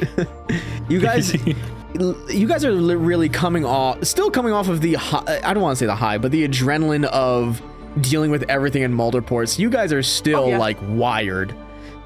yeah. There's no time to fuck Threats. around. You Kill threats. Yeah, it has not been long since we were being, hunted. yeah, Yeah. it's been 6 days. There is no such thing as proportional response. It is just nuke. Mm-hmm. Nuke everything. Ask questions later. Yeah. Get them off the board. Not like I have much in the way of survival, but is there anything we can harvest off of these things that could be potentially useful to us in the future? Well, I Or would make say. some money? Mayhaps. You guys, I will say, can make survival or arcana, and that goes for all of you guys if you so choose to have the knowledge Survival of. or Arcana, you say? Yes. Yeah. Because they are Okay. monstrous. They're amalgamations I essentially. got a 20. Oh my. I got 19. I have a +1 to survival. I can Yeah. roll a dirty 20. I have a +0. I got a 19. Like, Fucking, we're doing Incredible. We know a lot about these things in particular. Yeah, Yeah. crazy that you guys actually know this. Excellent. I don't. So there isn't much worthwhile to these guys. They're like the leathery parts of them, they're like bats. It's very thin. It's not really useful for anything. Neither is the meat. However, in very strange circumstances, you guys could drain them of the blood that they have sucked up and either, use it for, alchemical things. So there are some potions that would definitely require blood. Pretty much not like of any particular creature, but, it's blood nonetheless. And I mean, hey, bargaining chip against vampires, who knows? There is a particular alchemy weapon, per se, that is kind of frowned upon. Not unusual, I guess. It's not something that's readily sold, but it's called Burning Blood. And with the proper alchemist, it works like alchemist fire, but instead it deals necrotic damage instead. And its like largest requirement is a large amount of blood. So both of these are helpful for Robin, if anything. Huh. Yeah. Oh, yeah. I mean, we burnt most of them to a crisp, and then the other we froze, so... Yeah. So probably not gonna get it from them, no. Don't think that's gonna happen. Yeah. You'd be hard pressed at this point. From the frozen ones, maybe. Like, if you thaw them out a little bit. Mm-hmm. It just wouldn't be as much, but you could still try if you wanted to. Yeah. All right. Sounds good. In that case, then, you guys continue on. And for brevity's sake, the next couple days, the next length of your journey is completely uneventful. It's just cold. There are a lot of overcast along the way, a few days where the sun kind of breaks through the clouds just for a moment, and you feel that warmth across your face, just to have it be taken away as nature decides, nope, back to the shadows with you. But you do eventually get to the river crossing to make your way to Kelcheth. You will have to get a ferry. It's expensive in ways of getting across the river, because the barges, excuse me, they're not ferries, they're barges. The barges cost a bit more because they need more manpower to get the wagons across, along with any livestock and the extra weight and what have you. So it is going to cost 3 gold. Oh no. Can we schmooze them down from 3 gold? You can try. I would like to try a schmooze. Go ahead and make a schmoozing check. Schmooze check. It's persuasion, but schmooze them. Yes, so schmooze. A 15 schmooze. 15 schmoozing? Nah, I needed a 16. I've been luck. I knew it. I just had to tell you. I've been luck on my schmooze. I got a 16. They're a little argumentative with you, but they look at you guys and you kind of like pull the sub story. We've just come across the entire way, a whole 15 days completely lying about how long you've been out there. We're so poor as like money's falling out of my pockets. Oh my gosh. Just jingling as you walk a little bit. Look at me, I'm all skins and bones. They feel bad enough. They take a gold off. Oh. Yay! Literally ask you, like, how much? Pay the man. Yeah, how much can you afford? Wait. Theodore, pay the man. Theodore, not knowing the previous conversation, pulls out a handful of 20, hands the guy 2. Oh my god. No. Theodore's been like silent the whole time. He hands the guy 3. Yeah. What? Yeah. All No. my schmoozing for nothing. I reimbursed you Theodore should've for one paid of the then. gold. Same. Okay. Gotcha, so it's us 3 paying. Yep. Okay. Only 2 of us needed to. All right. Yeah, you don't need to. The bargemen like are looking at you scornfully. You've made enemies this day. Oh my god. I'm trying to save us money. We're gonna run out of this real fast if we keep spending it on frivolous things like this. Shale has been rolling her eyes so hard that she actually has a headache. I would like to mention the last time we crossed this, if I recall correctly, we actually got to find some treasure. You did. Would it be possible for us to look for treasure again as we cross the river? Yeah, I don't see why not. Just make perception. Anybody All of can. us? Yeah, go crazy. 11. 11? Nothing. Damn. 4. Nothing. Robert? Huh? Sorry, what? Perception. We can make a perception check for treasure. Treasure! 14. Nothing. Val? Damn. Lucky. Oh. 15. Nothing. Damn it. Damn. Val? It rolled from a dirty 20 to 12. Nothing. Nothing for all of you. Nothing. That's great. Hey, DM. Yeah. While we're on, I'm sure that Robin is distracted at some point on this ferry ride. Mm-hmm. Never. Always vigilant. Mm-hmm. No, go on. I'd like to try and find an opportunity to sneak the pocket bacon back. Oh my god. Yeah, alright. Sleight of hand. Sleight of hand? Hell yeah. Oh my god. It's so... Robert, you look over, you find Theodore's hand in your pocket. You both make eye contact. Hey, how's it going? Hey. It's going... It's... What are you doing? Hand cold? Deception. My hand is cold. Deception. 14. Robert insight. Yeah. Oh, God. 8. I would like to slowly reach my hand into my pocket with him, Yeah. without noticing, squish the pocket bacon to his hand and then pull his hand out and just hold his hand to keep it warm. I have gloves. I can't tell. That's funny. Fucking pocket bacon. Anytime. Incredible. Robin's like just smiling, Buddies helping knowing buddies. he's helping a friend. Yeah.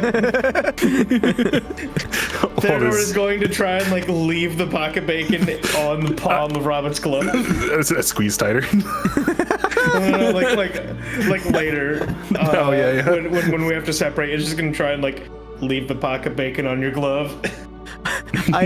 Here's the thing. As you guys get across the river and just about to enter... no, you know what? Just as you guys enter Kalchath, let me first of all move you guys over to the map. We're welcome back to Kalchath, guys.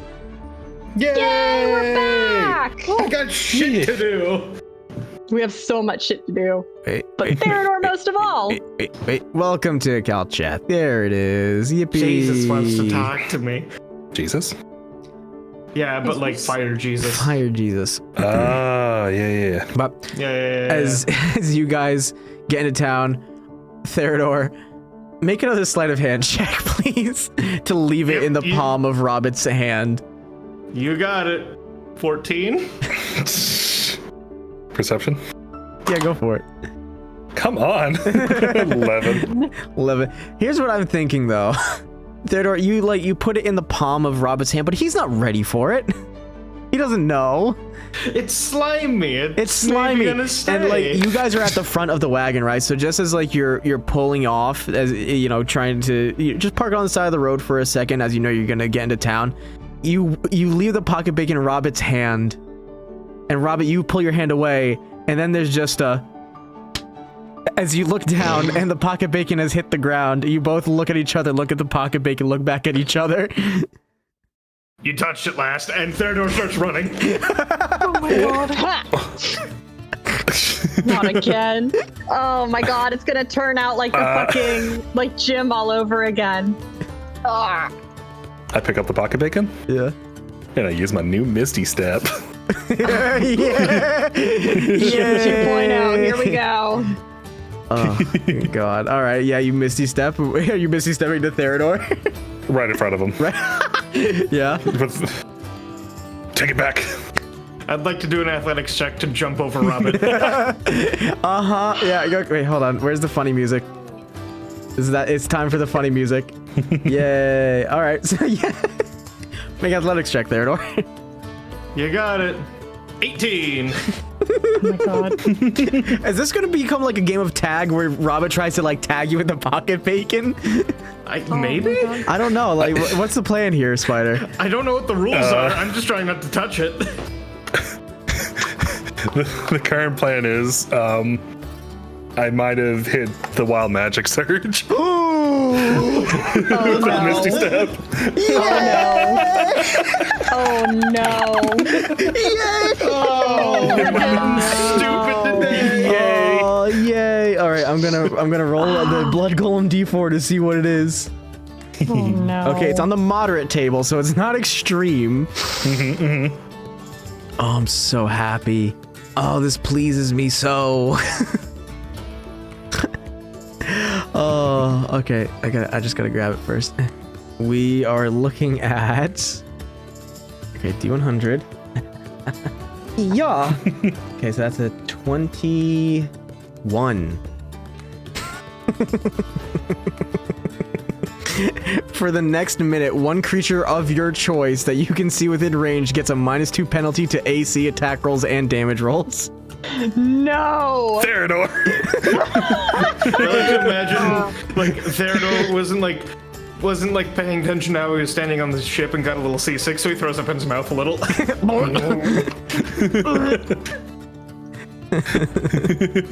Oh, can I still interject going. to say I want to pull out my lawn chair and sit down on the dock? Yeah. I hope Inra gets a feeling to pull out his lawn chair. he has a burning in his head. Why do I want to sit down? All right, so yeah, so Shale just pulls out the lawn chair on the wagon. Watches this occur. Theodore feels a little sickly, vomits in his mouth a little bit. You guys start running past the guard that's like at the town outpost. As he's watching all this happen, he's like, huh? It's okay, you know me. Do I? Are you giving chase, Robin? Yeah. Okay. Running after. Yeah, sure. What's your running speed? I think just 30 feet. 30 feet. You also have the rabbit hop. True. I'm helping. Theodore's decanter of endless water. Is that on your belt? Where is that at the current time? Yeah, it'd be like on a. I'd say it'd probably be on a belt. Yeah. Can I use Mage Hand to pop the cork on it Oh my god. and yell, Oh my god. Geyser? Geyser. Oh my god. Yeah. Make a spell attack roll. I have a set DC in my head. Okay. 17. Yeah, that hit. It's you needed a 16. Good God. Okay, yeah. So you mage hand, Theodore. You hear a. You look down and rob it from a distance. Geyser. And then all of a sudden it's just poof. like a toddler attached to a power washer. You just go up and backwards. Just, Do I not make like any kind of check to try and right myself or I guess I don't. resist this? I I don't know. Yeah, this lasts for a minute. To read the item, use an action to remove the stopper, speak when the command words. The water stops pouring out at the start of your next turn. Oh, start of your next turn. Okay. So Yeah, 6 and seconds in the then- air. Yeah, so Geyser does a geyser 30 feet long, 1 foot wide. Bonus action while holding the decanter, you can aim the geyser, blah, blah, blah. The target must succeed on DC 13 strength saving throw. or take 1d4 and fall prone. I don't know if that is going to influence. Nah, this is here. funny as hell. Yeah. So look, I'll just, if you're trying to like totally control the blast, Yeah. I guess. Just sticks his finger in it and starts praying at him harder. Make it. Theodore's blasting off again. Oh god, I don't know. Just do another sleight of hand, I guess, or dexterity. You know, a dexterity saving throw. That sounds better. Okay. Yeah. Does he get 19. disadvantage on that? It's set to AC, attack rolls, and damage rolls. So no. Damn. 19. Okay, so instead of you going like straight back, you kind of like aim it up. Like you right yourself a little bit as it does dissipate, and you slowly like you kind of send. Make an acrobatics check to not fall prone. But you are being blasted backwards towards Robert nonetheless. 10. 10. Fail. Actually, you know what'd be funnier? I'm gonna roll something. I'm gonna see where you go. Okay, that's right. Whether he gets closer, further to Robert, maybe he lands on a roof. I don't know. I'm rolling the blood golem dice for this. Woo! That's cocked. That's so cocked. That was almost a natural 20. That's a 1 though. Oh my god. Right towards the Robert. I'm gonna say. Let's see, how far could you get? You can land in a tree. Like, we'll say that you were like right around like that area here-ish on the map where the ruler is, and you just kind of you blast yourself into a tree.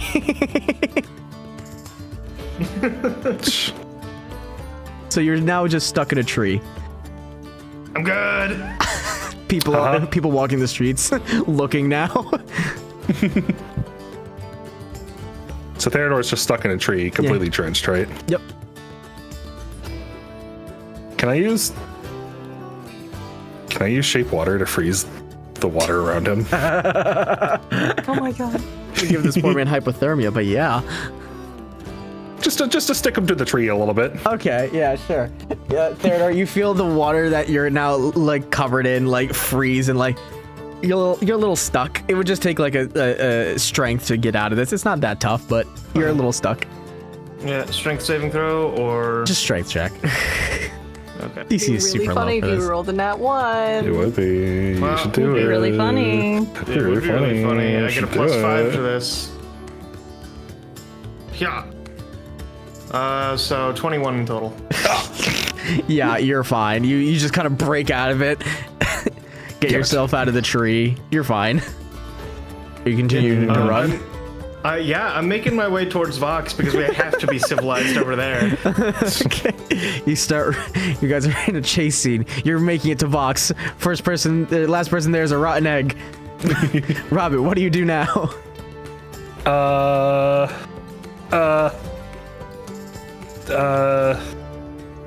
I also would like to stop her the flask. Damn. Just yell Kaiser again. Guys, fuck. I'm just gonna, as he's running, I'm gonna try to Misty step right behind him and then shove the pocket bacon in like a back pocket or something. Okay, sleight of hand. Yay. Yeah. Ooh, dirty 20. 30-20, nice. Yeah, that, I'm gonna have Theodore perception disadvantage to notice at this point, because you're actively running. Yeah, that's And fair. covered in ice. 4. 4, yay! Yeah, you do not notice. Robert, you're the secret victor here. I'll get you next time. I'll shake my fist as he keeps running. Yeah. Oh, Lord have mercy. Well, eventually you guys get to Vox. I'll put down your minis for this. Yeah. In the background, I am going to be working with Val to oversee getting all of our shit onto the docks, and then start heading towards town at a much more leisurely pace. Okay. Oh, Sounds God. good. Sounds good. Let me get Valsman here. All right. There we go. Yeah, you guys managed to get everything at least onto the road with a little bit more of a leisurely pace. And we'll say that before you guys get to Vox, Theodore, Robbie, you guys make it there beforehand, and Vox is out there working. And he looks past like a wood pillar that's kind of in his way of viewing, and sees you guys running past people in like the little park area and what have you. Looks over. It is good to see you too. I wasn't expecting you to be so excited. Yeah. Well, you know, we Yeah, I mean, you know, it's a whole new suit of armor. I mean, and also there was a lot of other stuff about Kossuth and Theodore, why are you wet or frozen? Well, you see, Wasn't me. Robin and I shenanigans. Let's be honest, it's shenanigans. The same thing again. Okay, say less. I understand. Fantastic. Anyways, nice to have you grace my doorstep again. Do you want to pleasure to sit be by here. the fire? You're I would love to. go over to the forge. Take a load off. Oh boy. He goes over, shakes each of your hands. Good to see you again. Yes, good to see you too. And How's sees everyone doing? sees a shell and Val approaching, waves to you guys as you get closer. Wave back. Everybody's okay. We have repaired most, if not all, of the damage from the before.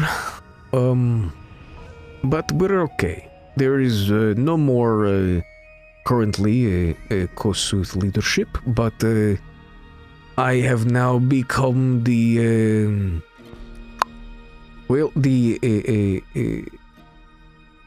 head priest, as it was. It's complicated, but after everything had happened, I was used as a example of not all the Kossuth followers were a problem.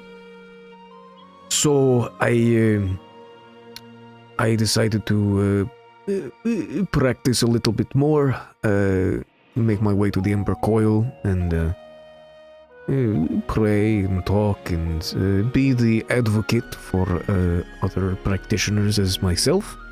And eventually, actually very quickly, I started to have dreams, and Kossuth started to talk to me. I started to tell people about it, primarily the people who were already a part of the he kind of like he flashes his fingers, like the words are not with him right now. Just The following. yeah, the priesthood, whatever you call them. And I talked to the young man whom you had all saved, Yadik. And I was told that that is a very important thing. So they had made me the leader, as the mouthpiece of Kossuth in the town. And well, then I had a dream, a vision, whatever you want to call it, about not necessarily all of you, but some of you. Theodore, this will pertain to you, but once your other friends and the young man Indra had made their way here, I had explained everything to him to relate to you, so I'm glad that he made it and that you are all okay. First of all, I feel like that's a big thing I just flew over, but I'm glad that everything was successful. Is everybody okay? Is Indra okay? Are the friends that he had with him fine as well? Inra is fine. Yes, And everyone is well. It is good. They're all good. They're headed to Harkenstrom. Hilkadi, but No, close they're enough. headed to Or Hilkadi. Hilkadi. Sorry, Hilkadi. Other H. It's been, as you can imagine, things have been a little crazy. So Yes, I can perfectly imagine that after, what was it, being arrested and About to be, you know, and he does like the hanging thing, like, you know, pulling the rope behind him. yeah, they actually walked me through town to put me into some contraption. I don't know if you saw me. Yeah, it was weird. No, I didn't really see anything about that, but Kosuth informed me that I was to help your friends. I had tirelessly worked to provide armor and barding for their creatures, and Which came in very handy. I'm Thank glad. you. Yes, of course, you're welcome. It is what I wanted to do first of all, and what I should have done, needed to do, because Kosuth wanted you to be here. So... but, Yeah, that's that's kind of why we're here. We got more places down the road to be, but this seemed really, really important. Yes, it is. Not every day that Kosuth wishes to speak to somebody to make them a champion of flame, which I assume that you have no idea what that is all about. Assume. I don't really have a lot of context other than I assume it's a bit of a champion of a god, a paladin for lack of a better word. Yes and no. It, okay, you know Yadek. He is technically a champion of flame as well. I see. But, champions of flame, the followers of Kosuth, if they are to be blessed enough, they receive the powers of the primal, to which has taken favor to them, and well, this is still a little bit new to me. It's never been my forte. My forte has been the hammer, the forge, and all that. But the clerics, the people who cast the spells and all that, they are the champions of flame. All the primals offer champions of their respective nature. So there are the champions of water, the champions of stone, the champions of wind, and the champions of flame. So, you are to potentially be to be one. That is not for me to decide for you. It is not a thing that I am even capable of just giving. You have to speak with Kosuth.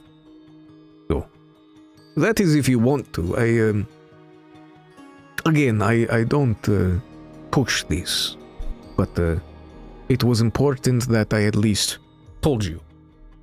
Or had somebody else tell you for me, so... Well, at the very least, it is something I would like to know more about. I don't see any harm in speaking with Kosuth. Okay. Well, then good. I know that you had all just traveled, but...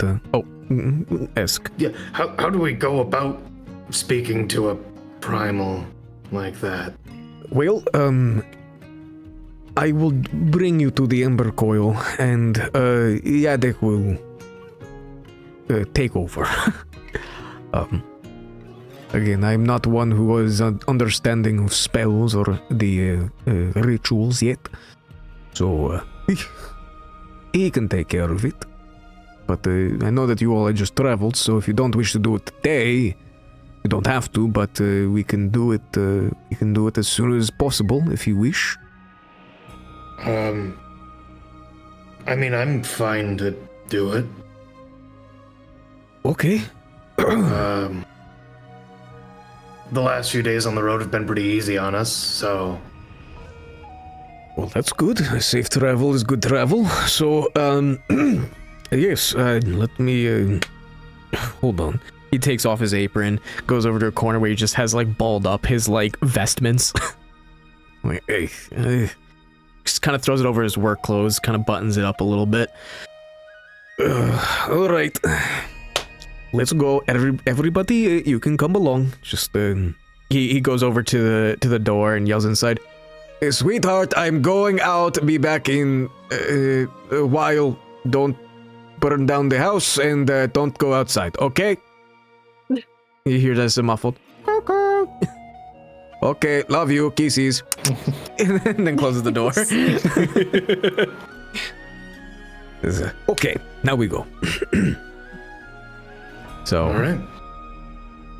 walking back through Kelcheth, you guys can see that, again, everything has been fairly well prepared. However, there is the scorch marks left over on some of the buildings that are subtle yet harsh reminders of what had occurred here only a few months ago. Some people seem to recognize you. Very few right now, but some people do seem to recognize you and just giving you all like nods of respect, some actual bows of reverence. As if you all recall, you guys were, toted around for a bit as the saviors of Kelcheth, in part, along with Vox. So, still kind of a big deal to many people. Months later, it still is fresh in a lot of people's minds, and your faces, your actions have not gone forgotten. But you are walked over to the Ember Coil, and most of you never got the chance to look at this, but Theodore, you had, and that was when you had tried to sneak in to communicate with Eli before everything happened. So I'm actually going to move your minis over here. Yoink. And grab everybody. You all cross the bridge. You are welcomed in. And you will see Yaddik standing there, the young fire genasi,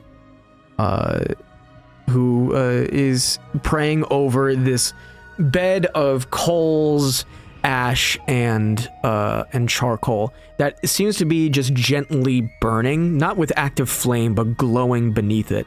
It is surrounded by a plethora of stones of varying sizes, and the trees and foliage that grow around here, they look scorched, but they are still alive. The leaves still remain on these trees and are this vibrant orange and yellows with these deep reds as well. And Yaddik comes up to you guys. Well, hi, it's been a while. Welcome back to Kelcheth. Thank you. It's good to be back. Yeah. I'm assuming that you're here because of what Vox has informed you about. Yeah. Right. Okay. Yeah. Well, this is very special for all of us here, and points to all the other acolytes who are in the Ember Coil. And continues, none of us have ever seen an ascendancy. I did, but I never had the chance to see it from the outside. And none of them have ever experienced it before. So this is exciting for all of us to potentially get a new champion of flame wandering around the world.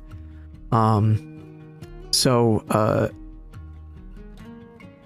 I will not speak further about this. It's not my place. So, if you would like to get prepared, we can prepare you. Sure. Yeah.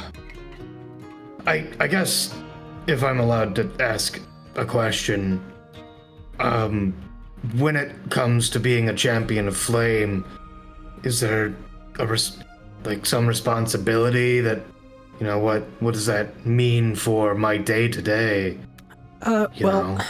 Follow the tenets, which will be potentially explained to you.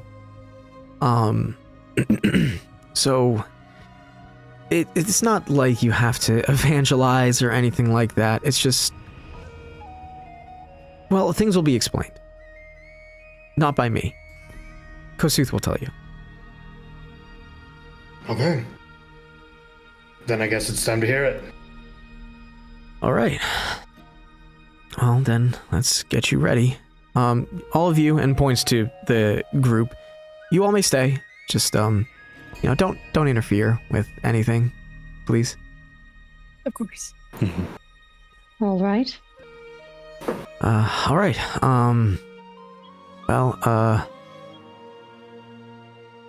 You can choose to have your armor on if you wish. You don't need it, but if you want it, you can. I don't think I will. This is a new thing. I think armor from something old. I don't think I need it on right now. Okay. And Theodore will doff his armor, put his, lay his weapons aside, everything. Okay. He's just in plain clothes. Sounds good. What the acolytes will then do, as you have doffed your armor and weapons, they come over with these pitchers and these very shallow bowls. One of them will pour the contents of the pitcher into these shallow bowls, and it looks to be like this oil, like this clear oil. And at least on for now, on the exposed skin, they will start to, like, they'll just take a cloth and like just rub it over you. You start to get this sheen. It doesn't feel sticky. It's very like smooth. It's slick. And like they rub it over your face and like make sure to get it in your hair. And Yadek makes a point of saying, this is just so you are, well, so your body doesn't catch on fire and so you don't burn. Okay. You've seen what the particular rituals do without this oil. And you all can recall what happened to the previous acolytes and what happened to them. Oh, yes. Yeah. They will also, they don't like drench you, but they will like dabble your clothes as well. So they're not like soaked, but they still have the oil kind of seeping through it. But as you are properly, there's a word for it, but I can't remember what the proper word is. But we'll just call it oiled up for now, because I can't think of the right word. Anointed. Thank you. Jeez Louise, there it is. Got it, Thank boy. you. I'm getting oiled up. I'm slicked up now, baby. He was born for this. It showed in Argenstead. Oh my god. It's all come full circle. Oh no. But Yadek guides you to the edge of the ember coil, where there are no stones, and it seems that you can just walk right in. And he takes off his shoes and he walks in with you. He's unfazed by the fire. Mm-hmm. But he keeps you facing forward, your back to the group, and you hear him start to chant in a language neither of you know. None of you know this language. And everybody else seems to join in kind, quietly. The ember coil begins to spark and flare, and little wisps of ember and ash start to swirl up just about 5 feet in the air. Theodore, you start to feel hot. You start to feel like you are being covered in hot water. Your skin starts to get red, but your eyes start to get heavy. And as it almost feels like your eyeballs are being dragged down to look into the ember coil, looking at the black, the charcoal, the burnt. It starts to be overtaken by the bright ignition of the ground beneath you. You close your eyes, trying to gain control, and you feel yourself being laid down. As everybody else can see, that Yaddick kind of pulls Theodore towards him and lays him down. Theodore is stiff as he's being laid down. His arms don't slump down beside him. He is a stiff statue as he's laid down into the coals. I'm gonna switch maps. Oh. Hi, gang. Welcome to hell. Not actually. Yay! Ah, Oh, good God. Yep. congrats, you're in Minecraft hell. I'm sure it's fine. I'm sure. Yeah. Theodore, as you feel yourself being laid down and your back hits solid enough ground, you gain control of your body once more. And as you open your eyes, you are surrounded by flame, this completely bright, blinding orange landscape. But amidst it all, as you look around, you are still on the Ember Coil, but there are these mountains of flame and fire blasting in the distance, and these large bonfires surrounding where you are. There seems to be no solid ground in this place except what you are standing on. As you gain control and stand up, you hear this roar of fire blasting into existence as this gigantic tower of flame erupts in front of you. And a voice speaks out to you. Wake up, Theodore Sharp. I mean, I guess I'd comply. Are you awake now? As awake as I'm going to be. Where are we? You are in my domain. Do you know why? You are here. I'm to be a champion of flame, is what I was told. That is entirely your choice. Now, before you answer, I must ask again. Are you awake, Theodore Sharp? I am awake. Are you the man? I am alive. Are you the man that you once was? A visage appears in the fires. The dream you once had. The one just before everything with Maldeport. I don't think so. If you are not, then you may completely abandon that path, and I may give you a new one. But make no mistake, that man, that Theodore Sharp, is still there.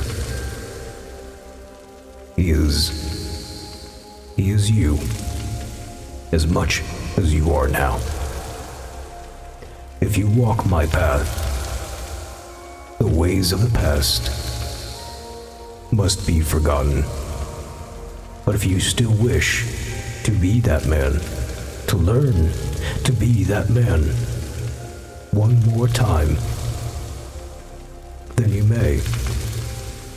But know, the path that man walked was full of blood and violence, as well as hate and anger.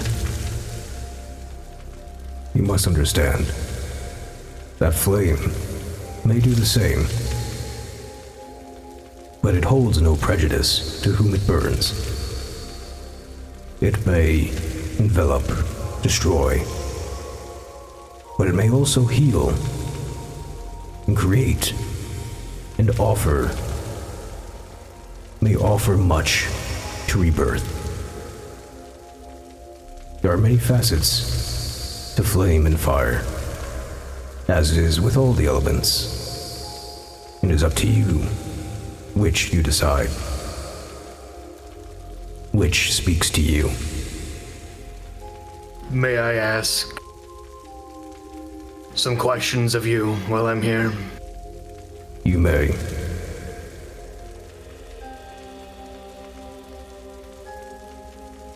I'll start by saying that I am truly afraid of that man.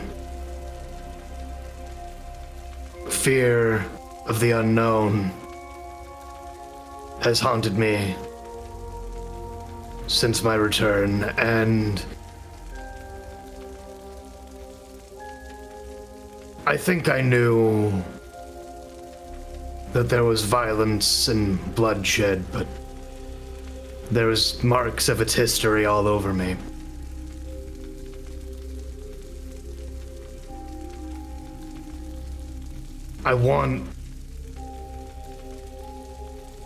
I don't want to be that man. And I want to be sure that if I walk this path, I don't fall back into what I was. I wish to know what I was, but I wish to leave it dead in the past.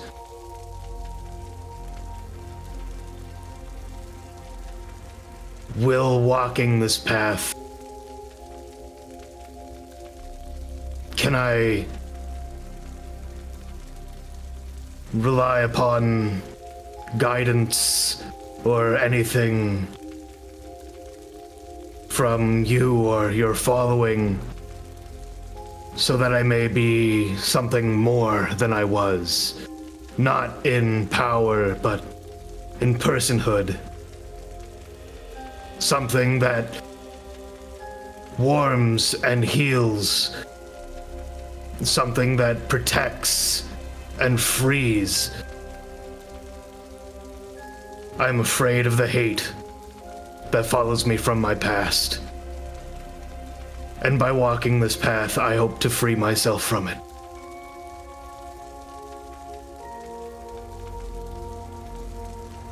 You may find guidance amongst my followers, as well as myself. But, Theodore Sharp, flame untended will spread whichever way it pleases. For it is not up to I, or anyone else, who decides where your flame spreads. You must tend your own flame. You must guide it. You must control it. Then I think I would be honored to serve as a champion.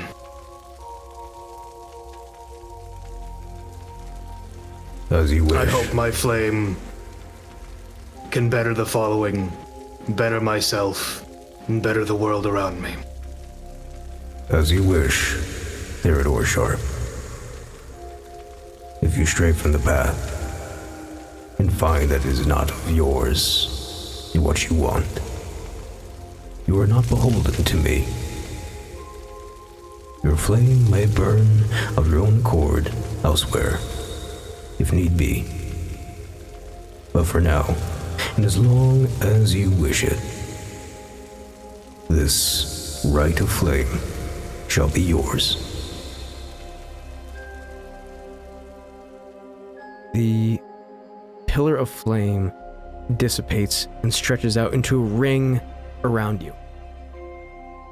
And the ember coil beneath you erupts, dousing you in fire completely. But you no longer feel a painful heat, but a comforting warmth. To those watching from the outside, you will see Theodore stand of his own volition, but with his eyes closed, for a few minutes. Theodore, as you come to the feeling of the flame dissipating around you, your eyes open, you turn to look at your group, and everyone can see bits of ash, still bright embers, attached to Theodor's hair, stuck to his skin and his clothes. But the oil has burned off. He's dry. He's unfazed by the heat beneath his feet. Theodore, you step out of the ember coil, and we will end session there.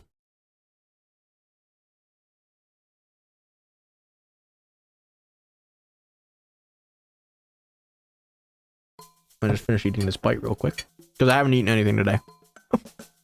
Bro, Yeah, what? sounds about. Well, that's It's right. me. That's what he Oh my does. god. Sombrero, are you ready for mouth noises? Sloppy stew. Sloppy stew. Bites bread. Oh, come on. Sombrero, I understand the pain. I've been editing arm. I already messaged you about this. You know. Oh no! I still have like 900 so something gold. I'm So poor. poor. I have no money. Sombrero, Oh my god, I put just it up. remembered where we Condition left poor. off. I'm sorry. No. No. Make the stream 240p now. We're too poor for 1080. You can only watch on the screen the size of a Game Boy SP. I mean, you know, when I went to Bulby's used cart sales, I kind of, you know, Oh, Oh no. Ow, my chest. My chest hurts. Who is he? Ow. Sombrero, should've- I hope you still have Bulby PNG. Oh god. Anytime we say that name like that, just have him pop up in a corner somewhere on screen for a fucking flash. A new I location can every time. hear- New location every I can time. just see Sombrero putting his face in his hands right now as you ask that. Bobby. yeah. No, I mean, Bulby's used carts, you know, it seemed fine, but I think he was kind of just really looking to get a cart off the lot. Yeah, I think one of them was even a boat. Maybe we Yeah. shouldn't be naming the mule after meals. Breakfast and supper, though! I like it a lot. Fine. Yay! Poor meal team. Meal Team 6, sorry. How did you Wait. know what I was thinking? Wait, hold on. If we have one named lunch, we have one named breakfast, and they had a child, can we name it brunch? Oh my god. Well, no, if these two have a child, then it's lunch. Because it's supper and it's breakfast and supper. So if lunch ends up finding another breakfast, like another breakfast Yeah. GF. Then that's brunch. Yes. Or if there's incest, it happens. I mean, yeah. What is it? AU? This AU got real weird. Yeah. They Listen, mostly do, yeah. if we partake in poor breeding practices for, you know, animals, for work animals, then we would get brunch, and he'd be a little fucked up. Puzzlebox does not support donkey incest. Yeah, we do not support God. donkey incest. We that up. support proper. Put it on screen, we don't support it. Fuck y'all. We support proper work animal breeding practices. Do not buy from Donkey Mills. Go to a Yeah. reputable breeder, Yeah. preferably one not named Bulby. Yeah. Oh my god. We're losing Supper, our are you minds. proper? Supper, are you you know, made from incest? Yeehaw. Yes. Damn that Bulby. Mysteries is always supper. God. God, this is. I speak with animals. I can't speak with animals. Oh no. Oh, do you really? Just no. It's too settling late. this now. Does anyone have speak with animals? I I do. You Yeah, actually did? Robin Okay. I just smacked my picked forehead it up. so hard. Yeah, I'm sure you did. Ow! This conversation can come later. We gotta go to bed at some point tonight. Yeah, We do.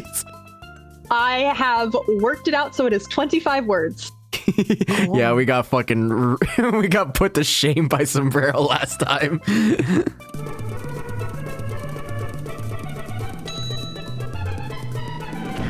I was graded poorly. We did like 31 at one point. We did. It's crazy. Ah, God damn. oops. Whoops. It's fine. It's fine. Fine. It's fine. Son of a bitch. And that's it. That's praise No, from it's- him. That's great. You should let him know he can say like way more words next time. I'm not bothering the man again. Oh, we just kind of show up on his door. Hey. I'm sure he'd love that. I'm sure he'd I love that. threw it up. I threw I up. screwed it up. I threw up. Oh, Jesus Christ, man. Oh, we have a hive mind. The door to Dean's house slams open at 2 a.m. In the doorway, a hulking mass of plate armor and man. Dean, I threw up. Get out of my house! Can I Oh my like picture God. bed tonight? I had a nightmare. Robin had a nightmare. Can he come sleep with you? Rami, Mhm. I have to show you a cat Yes, please. with the prefix of she's 12 years old. Her name is Sunflower. We And love she is a sunflowers. sweetheart. She is an absolute gem, despite this face that she has going on. Oh, The fact her name is Sunflower with a face like that, I just love the juxtaposition. I'm bad that the left one I only see Sombrero. I don't know. Sorry, buddy, but I feel like this is you on the regular. It's his face when he hears the noisy stew, Again. The noisy stew. the flattened ears and everything. Noisy stew. God, I love it. War flashbacks. I'm getting some bro out of the next thing. That way I don't have to listen to Noisy Stew. Inflicting it on him twice now. Sombrero puts down puzzle blocks like, I'm finally free. Gets handed another. No! No, it can't be! Is there no end to this hell? I might be there. Gray slurping ASMR. 4-part I can't miniseries. save you. Horrifying. Yeah, we'll stop in Kelcheth and like really stock up. Make sure we're good to go. I had the magic shop music video part 2. Oh, no. Because that was the Calcheth shop that the fucking music know. video was made for. Oh, we know. We gotta get that sack of choking now. Yeah. It's just a plastic bag. Yeah. I was gonna 30 say gold. it's literally just like a sack. I mean, plastic doesn't exist here, so yeah, 30 gold for something that. Fuck. Got it from another plane. The bag of Walmart. Why does this bag just say thank you a bunch of times in Yeah. like shades of pink? Oh, don't make me make this real. Too late. Too late, it's real now.